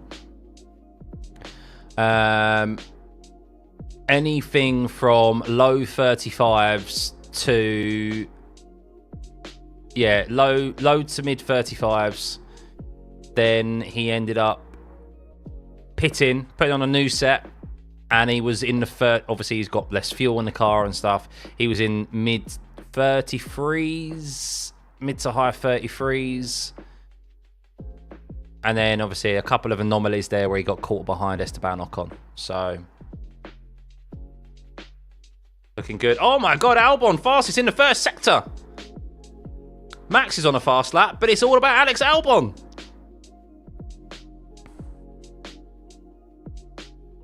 Max and Albon trade in fastest sectors here, ladies and gentlemen. Go on, Albon. So, Max, round turn 11, then it'll be turn 12. The exit of turn 12 is where we'll get the second sector time. Is it purple for Max Verstappen again? No, it's slow. 6/10 slower. So, I think he's run wide through turn 11. That's normally where we see a loss of time in the middle sector.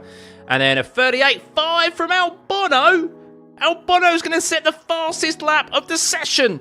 Are we going to see Sainz fastest yesterday and Albon fastest today? Surely not, even though it's testing, even though it means absolutely diddly squat. 2 Williams at the top of the timing sheets. Albon at 29.650. He's smashed it there. Whoa. Williams looking good, man. The fact of it they're able to put these laps in is confidence, regardless of whether it is going. Obviously, we know Red Bull, we know the fast teams can set faster laps. We know. But the fact of it, they're feeling comfortable enough to go out and do that.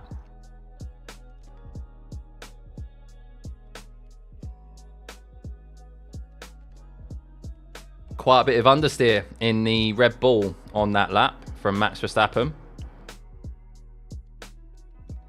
Interesting. Okay. It's a bit of a cheat. C4 tyre for Alex Albon. Not as impressive. Max's lap time was on the C3. I take it back. So that's a false lap time at Bahrain, to be honest with you. Because that will not be seen. That level of compound usually isn't seen at Bahrain. So, yeah. That's technically the ultra soft tyre that would be used at Bahrain if we had a super soft tyre. So, yeah, just an FYI, guys. Sorry, Albon and Williams fans. Sorry. Just yeah.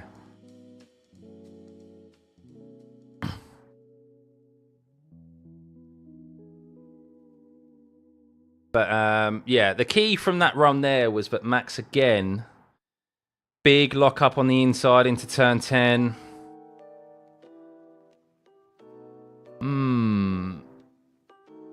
It's a weird one, that Red Bull. It's a weird one. Is the Yuki on C0? No, Yuki's just... He's doing what Haas has done the past few days. He's obviously got... I don't know if he's got a bigger rear wing on than he's actually running. If he's running less, more a higher downforce setup, potentially. Let's have a look. Yeah, Yuki's basically at the bottom of every single speed trap. So that indicates to me that he's probably running the higher downforce package on, or at least the high downforce rear wing on the RB car, and they're probably trying out that setup and getting data from that. Hey bear, very well, thank you. Yeah, they're doing very well. Yeah, little one's growing fast. The missus is good as well. Enjoying a time off work, so yeah, it's good. He's still topping the table though, yeah. So optically it looks good, Alan, because how many people are realistically going to go, oh, hang on a second, what compound of tyre was Alex Albon on there? Probably like 5% of us. So it looks good for the sponsors as well, doesn't it? There's also that. I think that's the thing with like glory runs. If you're not unaware of like why a top team may just go in and pump a fastest lap, their car gets, like, if you top the timing sheets, your car is the one that will get the main image in all the articles about day 3 of F1 testing. So yeah, there's always a benefit to just doing a glory lap. Well, the names of the little ones, I've only had one, thankfully, Shri. It wasn't twins, although twins do run in her side of the family, which I've got to lie to you guys. Living in a 2-bed flat, I was really hoping to just hear one heartbeat because I don't have the room for it. The sim rig may genuinely have had to have gone if we had twins. So yes, I'm not really religious. I don't really pray, but yes, I was praying for just singular. And yeah, although of course I would have loved the extra one nonetheless, but still, Mila is her name, and she's made an appearance the last couple of days, actually.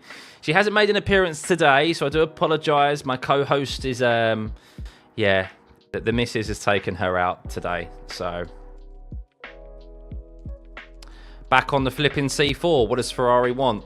Yeah, I don't know. I mean, maybe they're just waiting until the track is as cool as it can be for Lewis to be on the C4, but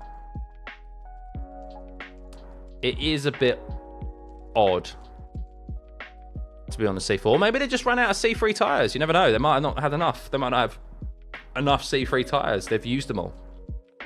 So,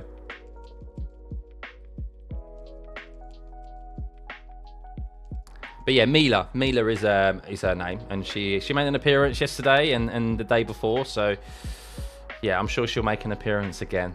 But I'm not normally off during the middle of the week. I've taken time off of work to my day job to provide these streams to you, which I've thoroughly enjoyed, guys, as we're in the last hour now of testing. 48 minutes remaining. I thoroughly enjoyed it. I've loved talking F1 for 3 days. It's nothing better, personally. And yeah, I'm not normally around, so I have taken her off of the missus' hands to give her a bit of respite during the middle of the day. So.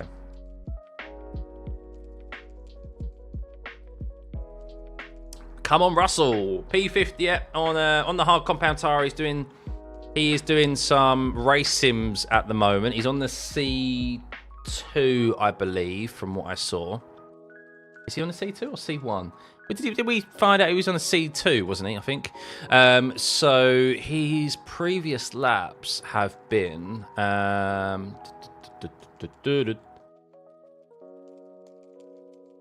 tell you what.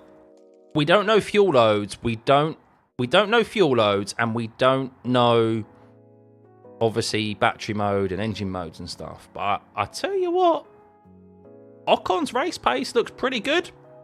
They've bolted on a more what you'd expect rear wing or setup that you'd expect to see at Bahrain. And the race pace is decent, in the low 35s. Yeah, in the low 35s to 30, creeping into the 33s even. Interesting for Haas. Sneaky there. Where did that crop up from? Albon, 115 laps he's on, by the way. All right, where is George Russell? Where is he on this? So, yeah, consistent in the mid-35s, creeping down to the low 35s now. Probably 34 very soon for him.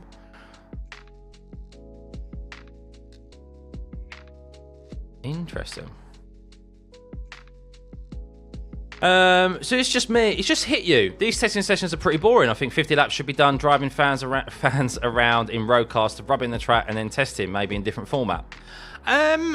So I don't have an issue with testing being boring, to be honest with you. I really don't. I think it's great that it's available to us. It never used to be available to the public to watch. This used to happen behind closed doors. I think it was 2022 even. We literally didn't get times until the day was over and done with. So I don't mind testing being boring. It's not supposed to be entertaining. Testing is influential to the teams being able to try their new parts and set out reliability, and I don't think we should dumb that down, reduce it, and try and make it more entertaining. It's not what it's here for. It's like pre-season. It's like the pre-season of it's not what's the right word for, like, pre-season tours and pre-season games in football. Like, the results don't matter. There are plenty of times where you see Liverpool, Manchester United, Real Madrid, Barcelona, they lose because they're trying to build up fitness because the players have been off during the summer. And there might be new management, new players, and they rotate the team in and out.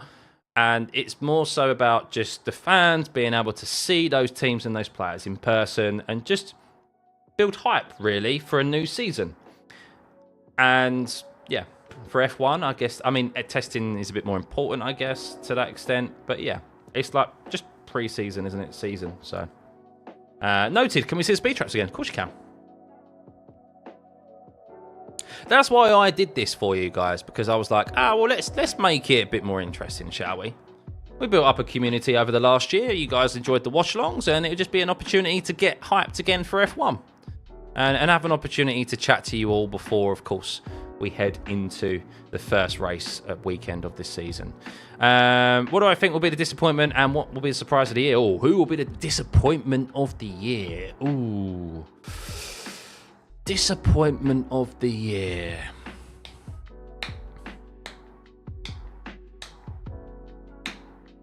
There's kind of two, and they're teams. I'm going to say, I've already kind of mentioned it, Red Bull. I'm not going to say Max, no, because I think Max will get the most out of that car that he possibly can. I think it will be Red Bull as a whole. And yes, Jonathan, Aston Martin. They're my two. I think Aston Martin and Red Bull. I think Aston, I've kind of mentioned them in my predictions. Max, I don't think Max will be the disappointment. I think Max will still get some very good results. And I think he'll win. He could win multiple races this year. And no matter how that car is, he's definitely going to get the most out of it that he possibly can. But I think Red Bull will be probably one of the biggest disappointments this year, especially where they've been. I think you could say Mercedes, but Mercedes have been a disappointment for the last 3 years. So if they're a disappointment again for the fourth year in a row, it's not really a disappointment, is it? Because they've been. Not all speed traps can be seen. I know, and I can't make it any smaller. I can't move it up anymore. I mean, can I move it up? Oh, I can move it up. There you go. If you want to see the lowest ones. If he gets his 5th, will you wear the 2025 champ cap on stream? Okay, I'll admit to that. If Max Verstappen wins a consecutive 5th World Championship title, I will wear a Max Verstappen championship cap on stream. You can bank that, clip it. I will do that. There we go. We'll do that. Yeah, I think they'll be my two biggest disappointments. As I said before, I don't think Max not winning a 5th or fighting for a world championship is not going to be down to him. It will be down to the car. So, my biggest surprise, I guess the easy one is Williams. But I feel like with their driver partnership, I always expected them to do better than what they have done in previous years. I'm going to say my biggest surprise, I'm going to say,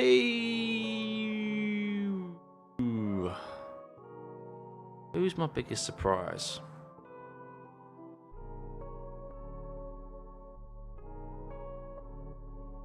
Ollie Bearman. I think he's going to do really well this year. In my predictions, I predict he'll finish ahead of Ocon. I think it'll be close between them. I think Ollie Bearman will be my biggest surprise. Because all the talk has been about Antonelli, Lawson. I think Bearman's going to be a good surprise. And I think Haas are cooking. I think they are. I think we could see some real good drives from both Ocon and Bearman, but I think from Bearman more. Or is it Lance Stroll? Is Lance Stroll going to surprise us? Max is going for it. Yeah, he's going for it again, but he's a bit slower in the middle sector. What is that, 38.5? That 38.5 isn't that much slower. He could still, with a mega last sector here, he could still get that top position on the C3 as well. He does indeed. 22.3. Yeah, he improved by about a tenth there in the last sector and on the C3. So good lap there from Max, a 29.5. Much better. Doohan would be an incredible surprise seeing all negativity around him. Yeah, I have kind of said this though, and I said it in my predictions. I really do hope he does well. I really do. And I hope that he proves... I basically sticks two fingers up to Flavio Briatore. Nothing would... I mean, I'm not his biggest fan, Briatore. And nothing would make me happier than Jack Doohan going in there and just basically proving everyone in Alpine wrong, particularly Briatore. And then Doohan's like, yeah, see, I scored multiple points in like 5 races, like, and someone else comes and picks him up. That would be absolutely brilliant. I hope that happens. I'm not sure it will. And I don't think anything... If he doesn't score points, I'm not sure it would be particularly because of his talent. Like, it really wouldn't surprise me if there are shenanigans that happen. I mean, if I'm Jack Doohan and his dad and his camp, not going to lie to you, I'd be considerably concerned and wary of shenanigans happening behind the scenes in hampering my car. Like, as much... Like, because they want Colapinto so badly. And I wouldn't be surprised if they hamper his car. So, that's just... Like, and it's happened. It's happened in the past in F1. So, I'd be seriously concerned and wary about that if I was Jack Doohan. Because if he doesn't score points and he finishes back down the bottom comfortably, then... Or towards the bottom... It's an easy excuse for them to just remove Jack Doohan, isn't it? And he doesn't hit his performance clauses or whatever. So that's why I meant like he's been set up to fail. I really hope that isn't the case, and I hope that he can prove to, because he deserves an opportunity. You don't want to see anyone treated that way. So Doohan is so lucky he's in F1. You reckon?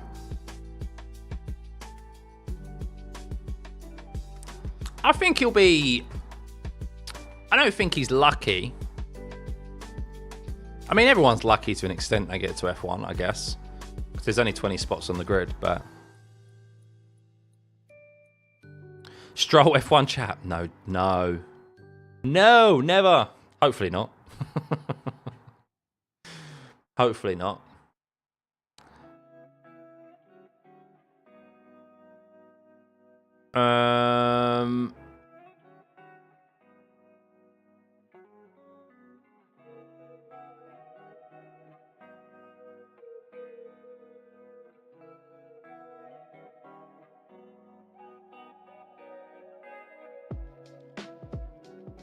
Sorry guys, just reading something.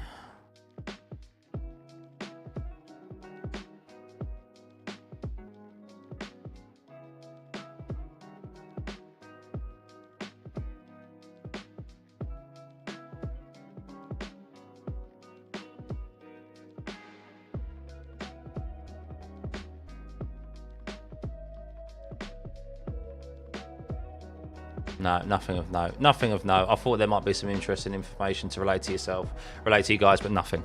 Nothing of note, really. You think name recognition? I think he did an okay job in F2. But I guess he worked his way, at least he worked his way through the junior system. I mean, it's always nice to see a junior driver from the actual academy systems get an opportunity rather than them not. But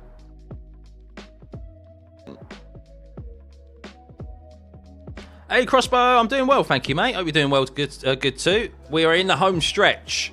We're in the last 35 minutes of what has been 3 full days of testing. 24 hours of testing, where we have been live for every single, well, quite nearly every single minute of it, because we had some technical issues in the first 10 minutes or so, didn't we? But even so, I'm counting it. I'm rounding it up.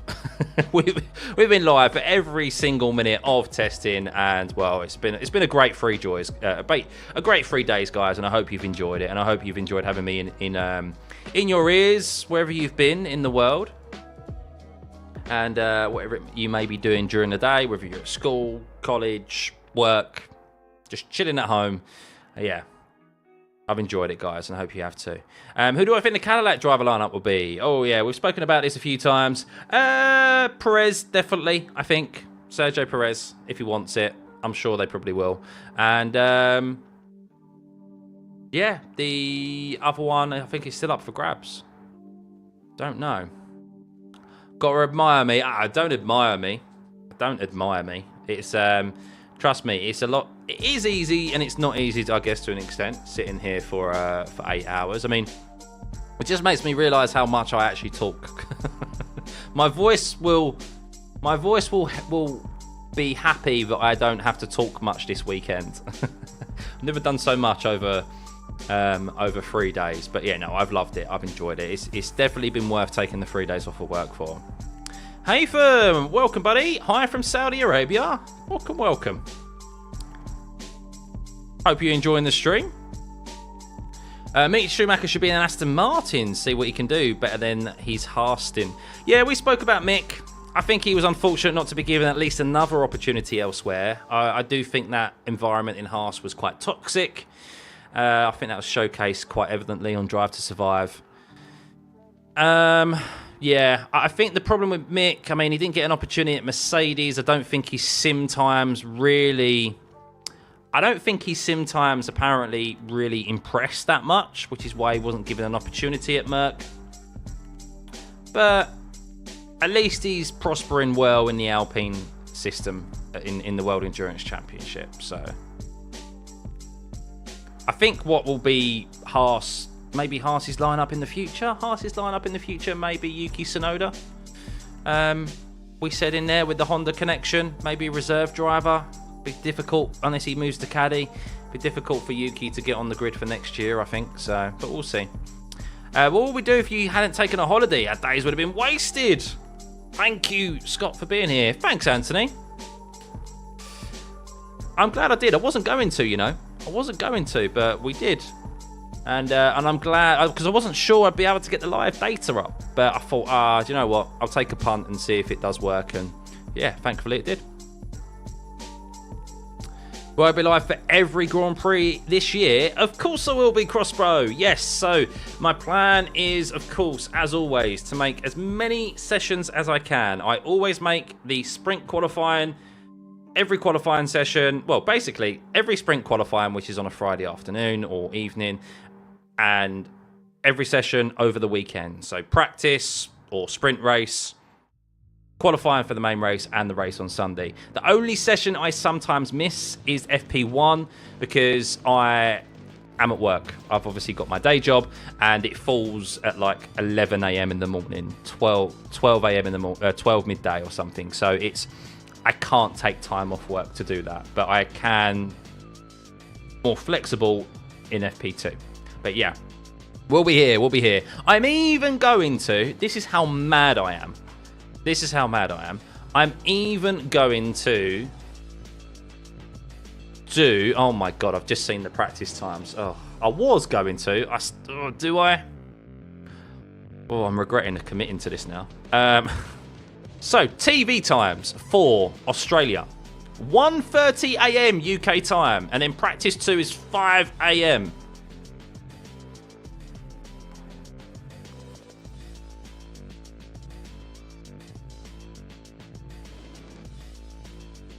Take a sickie. I may take a day holiday. I've got plenty this year.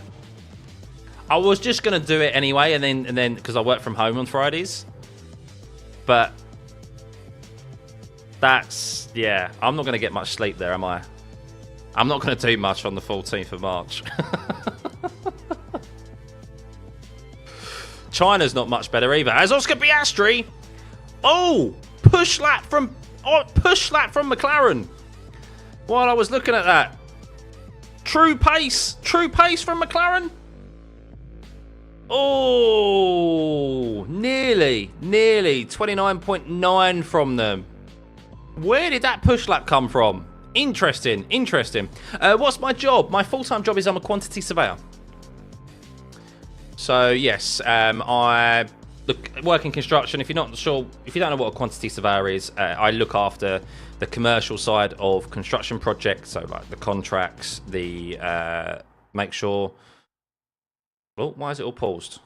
Basically, make sure that we earn money, make sure the project runs within budget. That's what I do. So, oh, why is all the data stopped? Well, the track map's paused for a minute, so.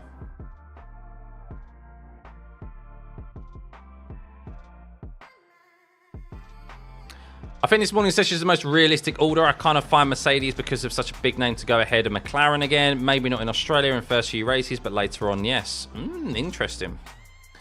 I think if we had maybe another set of another year of these regulations, maybe, but not. I just think Mercedes are going to turn their focus towards 2026. That's what I think. I think they're just going to turn it to 2026. Okay, so we've got a pause in the data right now, guys. So apologies. Should still be some timings coming through on the chart, but yeah, this is what happened earlier on today as well. Timer's still going down. If you see Albon on second, that means most of them are sandbagging. Well, Albon set that time on the C4, which is even a step softer than the C3, which is what the majority of these drivers have done their lap times on. So Verstappen did it on the C3. So in effect, Albon set his time on what would be the ultra soft tyre here.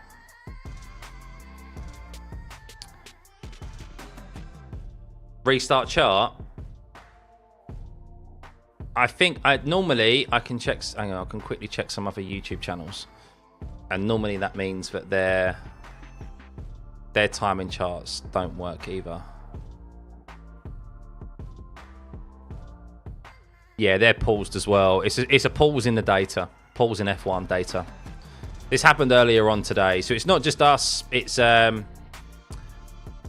everyone at the moment. It's everyone. So it will get back up and running.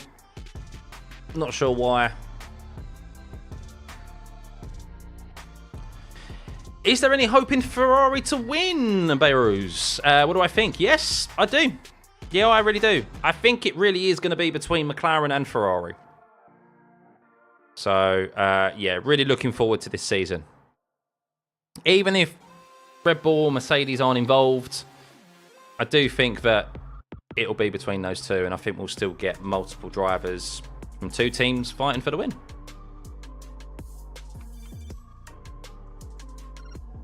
Hot take, Alpine will outscore Williams. Ooh. Well, I mean, is it a hot take, Jacob? Because Williams finished 9th last year. So while they've got a great driver partnership, there's much more of a leap for Williams to make than there is for Alpine.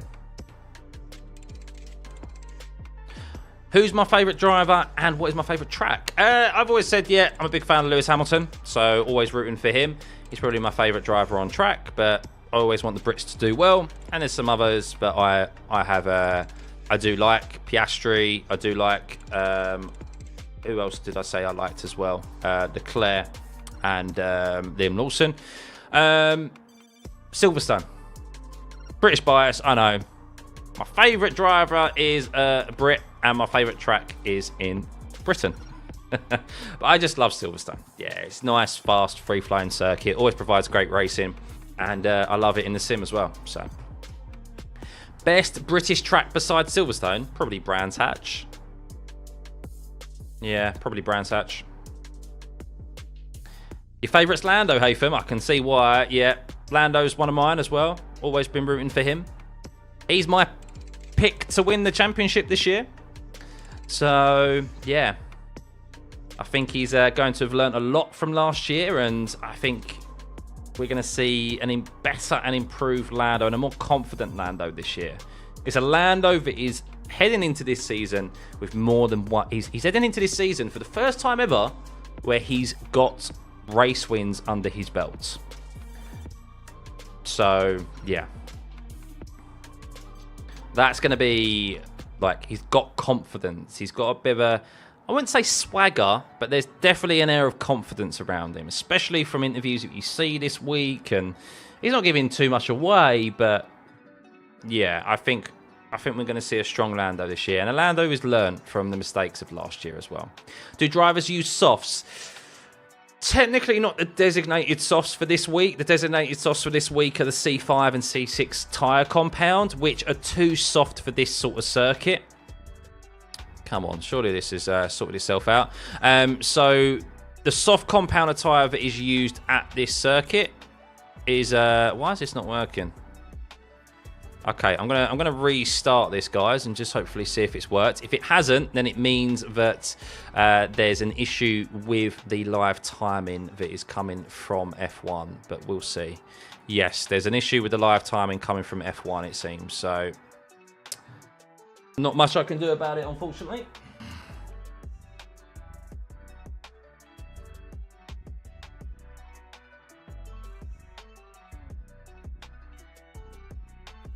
Yeah, there's not much I can do about this, unfortunately. We had this issue earlier on today.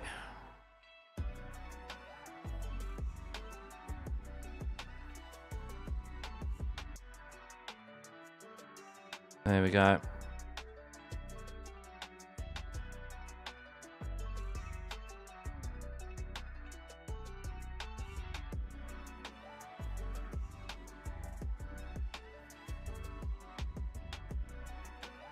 Yeah, I checked as well, Ming. Thank you for confirming. Yeah, just have to wait, unfortunately. Have to be patient. It's a shame because we've only got 23 minutes left of this session. So, live feed was jumping around on Sky a bit too, was it? Yeah, something happening from across from Bahrain. We've had a couple of glitches, haven't we, over the course of the 3 days. So, what was I saying about Lando? I can't remember what I was saying about him. Can't remember. Lost my train of thought. Lost my train of thought.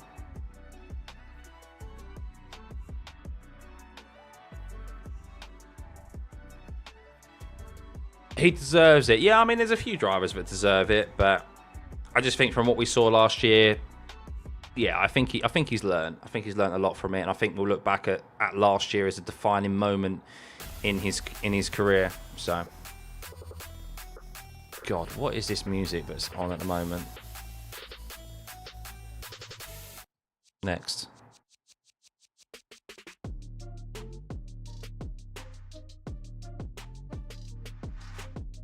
Yeah, everyone's data is frozen, so.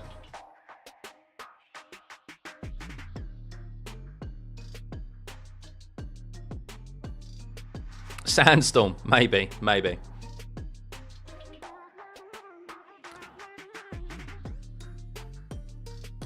How did I choose Stuffeyy as my name within my channel, Anne? It's pretty easy, to be honest. So my first name is Scott, hence the S. Tuffy is my last name. Stuffey. Yeah, there we go. There is an extra Y on the end because someone already had Stuffey with one Y, which was very frustrating. But yeah, I think it looks better with an extra Y on the end. Yeah, very simple. I wanted something that always rolled off the tongue. Very easy. I didn't want like multiple. I wanted something that was just short and sweet. So, with the traits of the cars, I'm calling the McLaren win in Australia at least. Hey, it's back. 20 minutes remaining, or 21 minutes remaining, and we have it back. Lovely.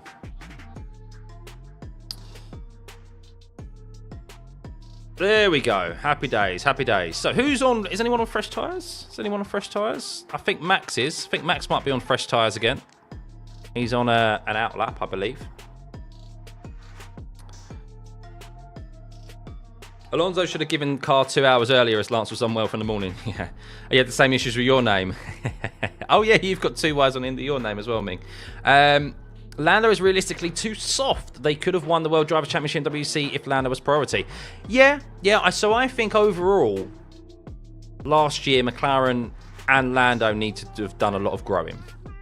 There was definitely a lot of issues last year with how the priority, Lando himself.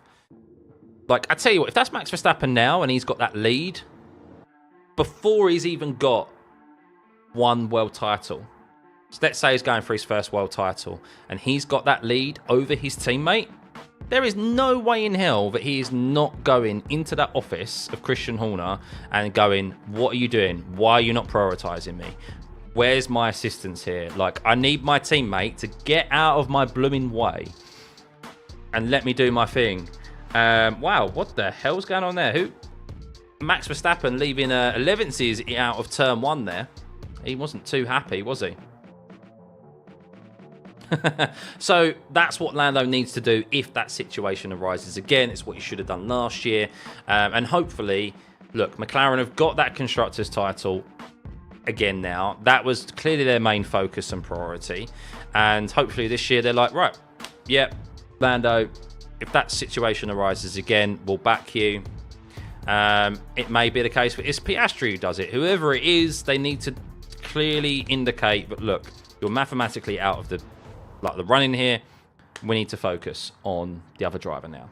That's just how it is. Otherwise, we're not going to win this championship if you're both tripping over each other.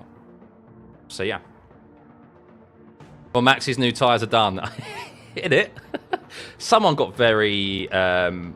someone wasn't happy that he went a bit too deep into the first corner and just planted the throttle. So... if there was a Royal Rumble for F1 drivers, you would give it to Alonso. Saw the performance chart earlier showing Oscar still hasn't got on top of tyre deck. Really? That's not from what I've witnessed earlier. The times were slower than Lando's, but they were still consistent. I'd like to see that, Mike. But, yeah, we'll see. We'll see. This is the thing, is that I think Oscar's made progression, but has he made enough progression to do it over the duration of a year? That'll be the question. And obviously my prediction is no. I think he'll just fall short. And I think with the likes of Lewis and Charles, who have proven that they can do it over a year, especially Lewis, and Charles is more consistent over a season than he's ever been. I think Piastri will fall just short, even with maybe a car that's better performing than the Ferraris, because I think they'll split the two McLarens more often than not, if that's how it happens. So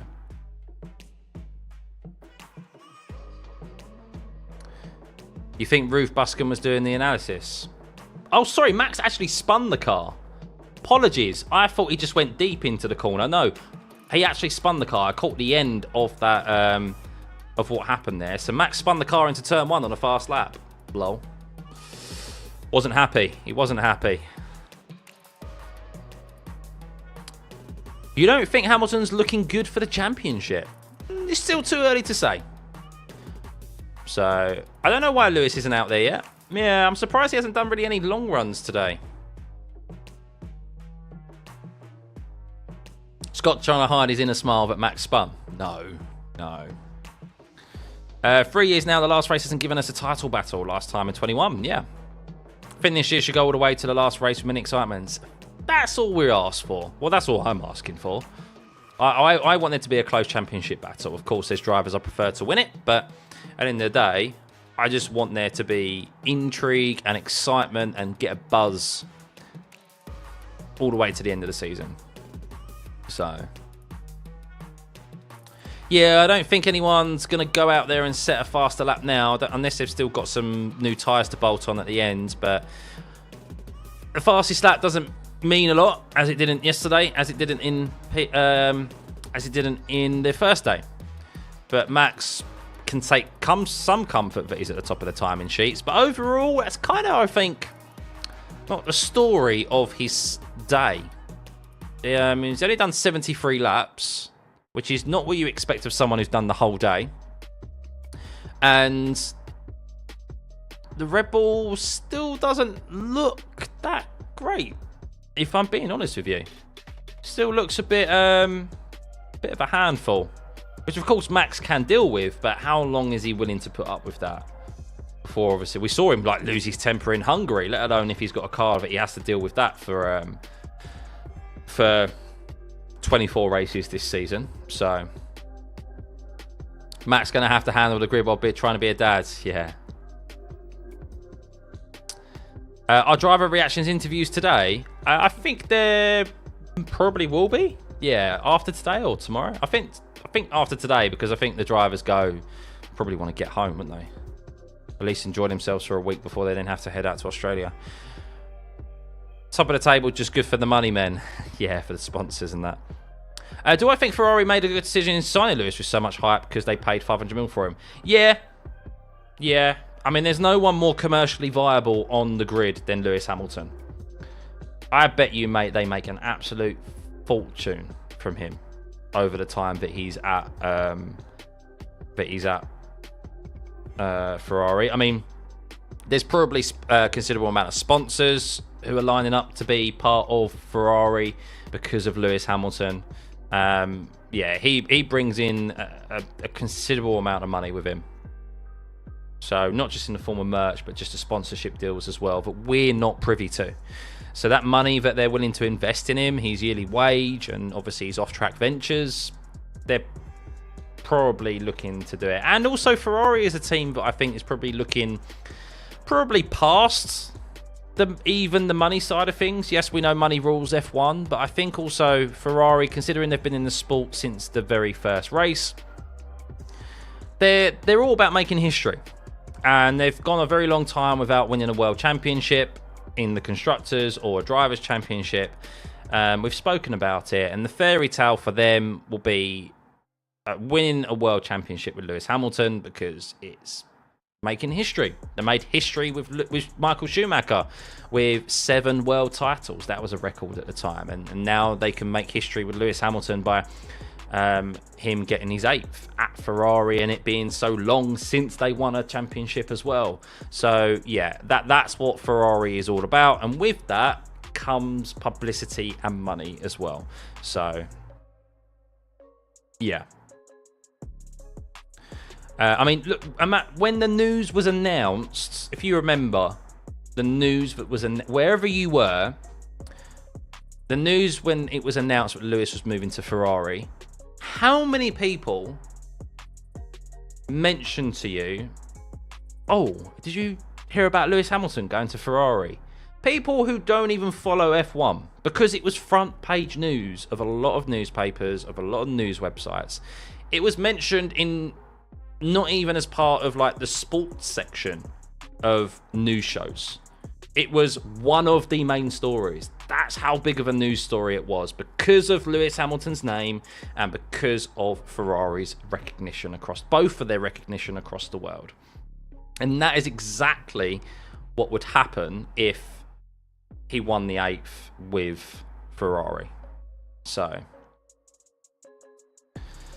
signing a 40-year-old who wasn't really good in the past few years, just think in my opinion he doesn't have it in him. No, and I can see why many make the judgment and the assessment that he is past it. It's natural for as you get older in life that you are not as capable and you're not as fit and as sharp as you were when you were in your in your mid-20s. That's just physics, nature. And of course, what's happened in the last few years with Mercedes. However, I think you need to look a bit deeper than just at face level of where his finishing positions have been, of where he's qualified, and realise that there's just so much more to it than him getting older and him not finishing as high in every single race as he used to. We've discussed it many a time here on the channel. But there's just so many reasons, so many caveats as to why that was. But look, proof will be in the pudding at the end of the day. When he lines up in that Ferrari, wherever it may be, in that first qualifying session, or the first kind of like 3-4 races, I'd say. Australia isn't the complete benchmark of whether or not if he still has it, and then how he is in that Ferrari. Judge him probably more so after like 10 races in that Ferrari, where we've been at different types of circuits. Like proper grade 1 circuits and then street circuits. So yeah. Stocks of Ferrari skyrocketed. Even if Lewis only wins the constructors, he'll have one more than Schumacher. Exactly, yeah. It's money and it's history and it's, yeah, it'll forever, like, people will forever remember it. Piastri's on a brand new set of tyres, by the way. Oh, I didn't think we'd get any last-minute runs here. Yuki's putting a lap finally as well. Moving himself from the bottom of the timing sheets up into P7. Teams are ready to go for the final 5 laps. Yes. Do I think that Stroll will win a race with Nui? Who knows? Who knows? That's just like, how long is a piece of string? Like, no one absolutely knows about 2026. So possibly, if Aston Martin provide a decent car, but then again, he has got Alonso as his teammate. Where do I think Hamilton will go after Ferrari? Ferrari is where he'll end his career. He'll go out on the top. He won't go to a midfield team. So, yeah, that's where he'll retire. McLaren, he would have raced for the 3 most historic teams in F1 history. McLaren, Mercedes, and Ferrari. What a great CV. Even if he doesn't win the world title, if he wins races with Ferrari, what a way to end your career, you know? So, it's only 2 weeks to FP1. Woo! What did someone else say to me? I can't remember. Right, Oscar Piastri. Purple first sector. Ooh, no. 29.0. Still holding back a bit. Still holding back a bit, the McLaren.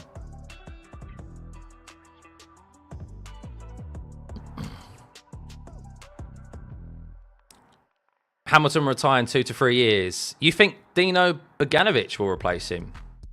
You think? I think they're lining up Behrman. I think that's who they're lining up. But you never know. You never know. There's always commercial reasons as to why drivers get into certain seats. Not to say Dino isn't slow. Actually, I'm not fully aware of Dino, to be honest with you. But it's not like really Ferrari need the money. Oh, Piastri, fastest middle sector. Missed that. Last sector, any decent? Is he going to nip P1 from Max Verstappen at the end of the day? No, a 22.5. He lifted. He lifted. Dino is fast. Okay.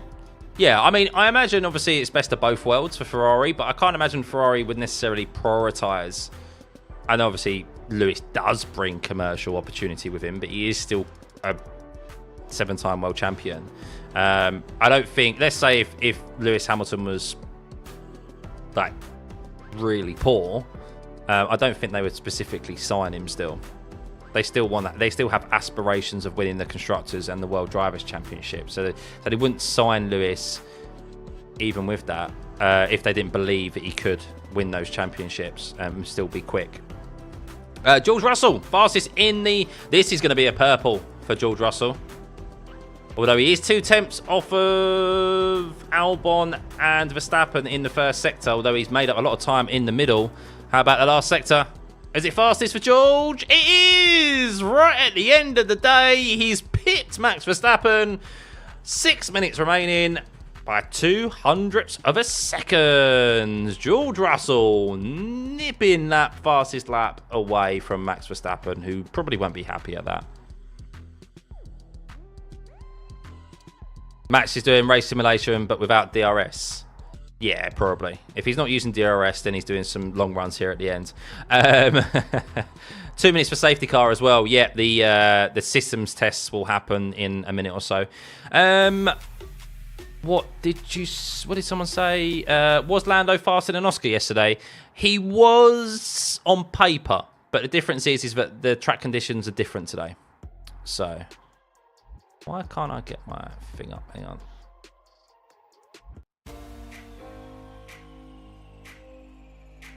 Yeah, he was on paper, but track conditions are a lot warmer today, so very different. Wonder if can anyone else go quicker? Russell can maybe go again.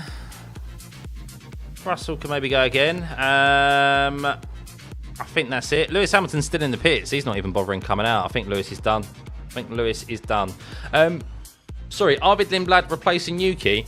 Yeah, I think that's probably what they're eyeing it up for, or eyeing him up for. Yeah, he's in F2 this year, so one to keep an eye out on. I don't watch MotoGP. No, it's something I've never really got into. Yeah, I think the 5, 4, 3, 2, 1, and then it's going to be systems check. We'll see. No systems check. So maybe they won't do a systems check at the moment. I know, George came into the pits, so...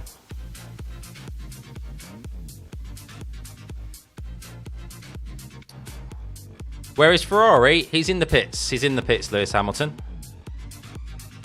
What you've learned from this testing, Rav, is that McLaren is actually very confident with their pace. They're not bothered with the timesheet. Yeah, definitely. Yeah, definitely. I mean, you could, to an extent, say the same about Ferrari as well. They haven't really been too fast about topping the timing sheets.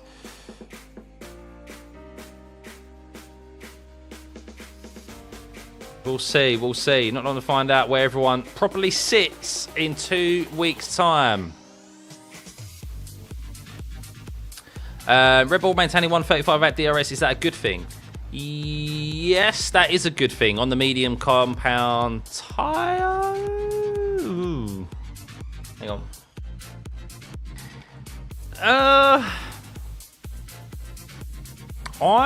It depends on fuel load. We don't know. We don't know. I have seen Oscar Piastri earlier going much quicker for longer on the hard compound tyre. So actually, I'm not sure if that's... It depends on fuel load. That's the problem. You just don't know. If they're on the same fuel load, I would say no, but we don't know.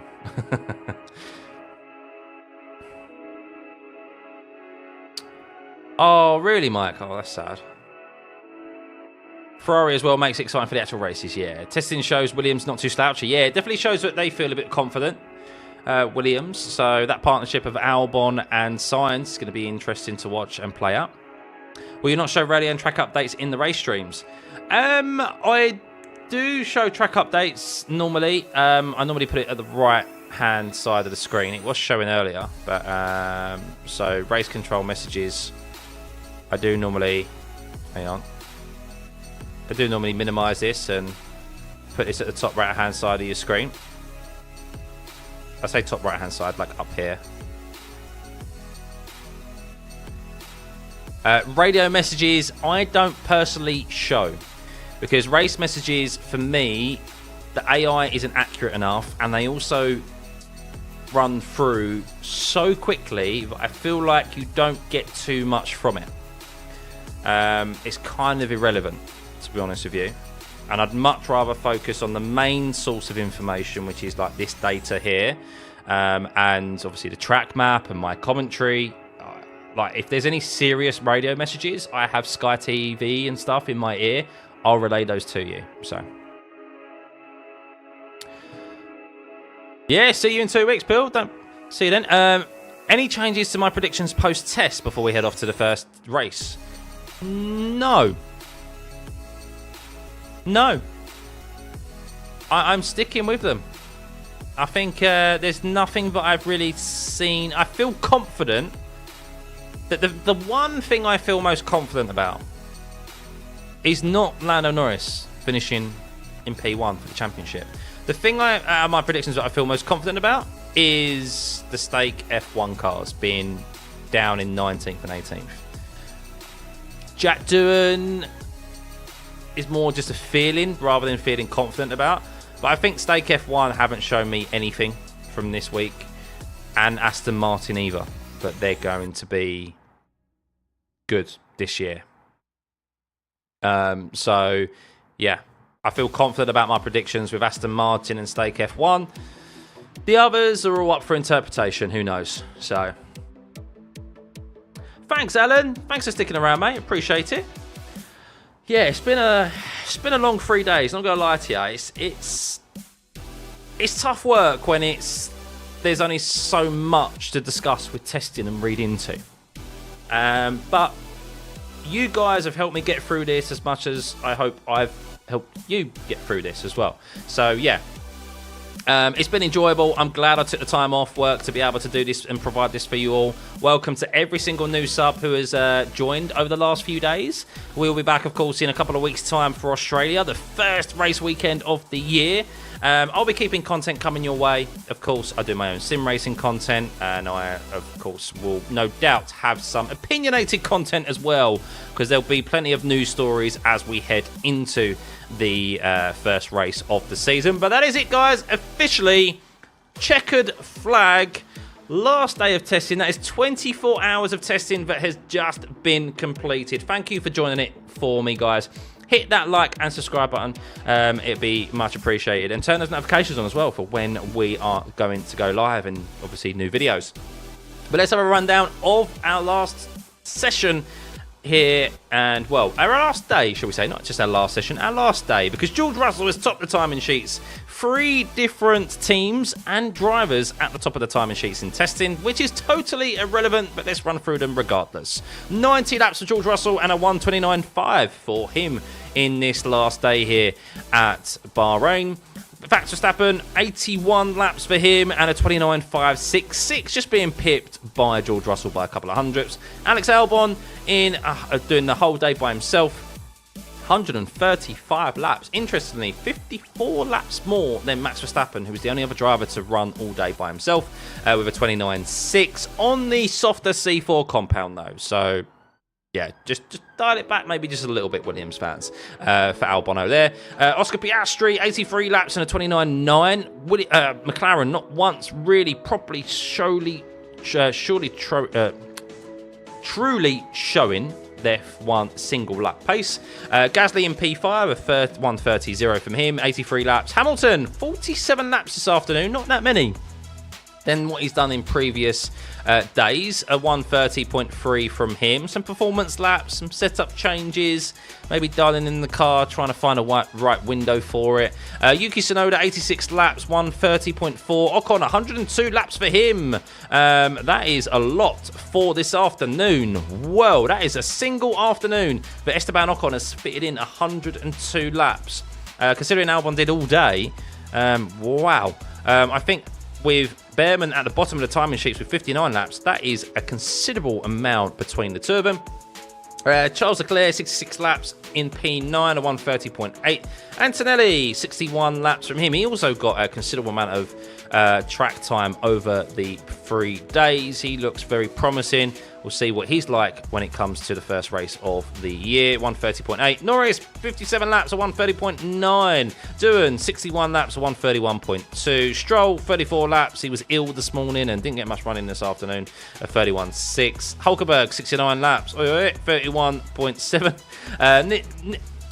Isaac Hadjar, 73 laps, 1:31.7. Alonso, 82 with a 32.0. Bortoletto, 35 laps, not much for him, 32.1. And Ollie Behrman, 59 laps, 1:32.3. And that is it, guys.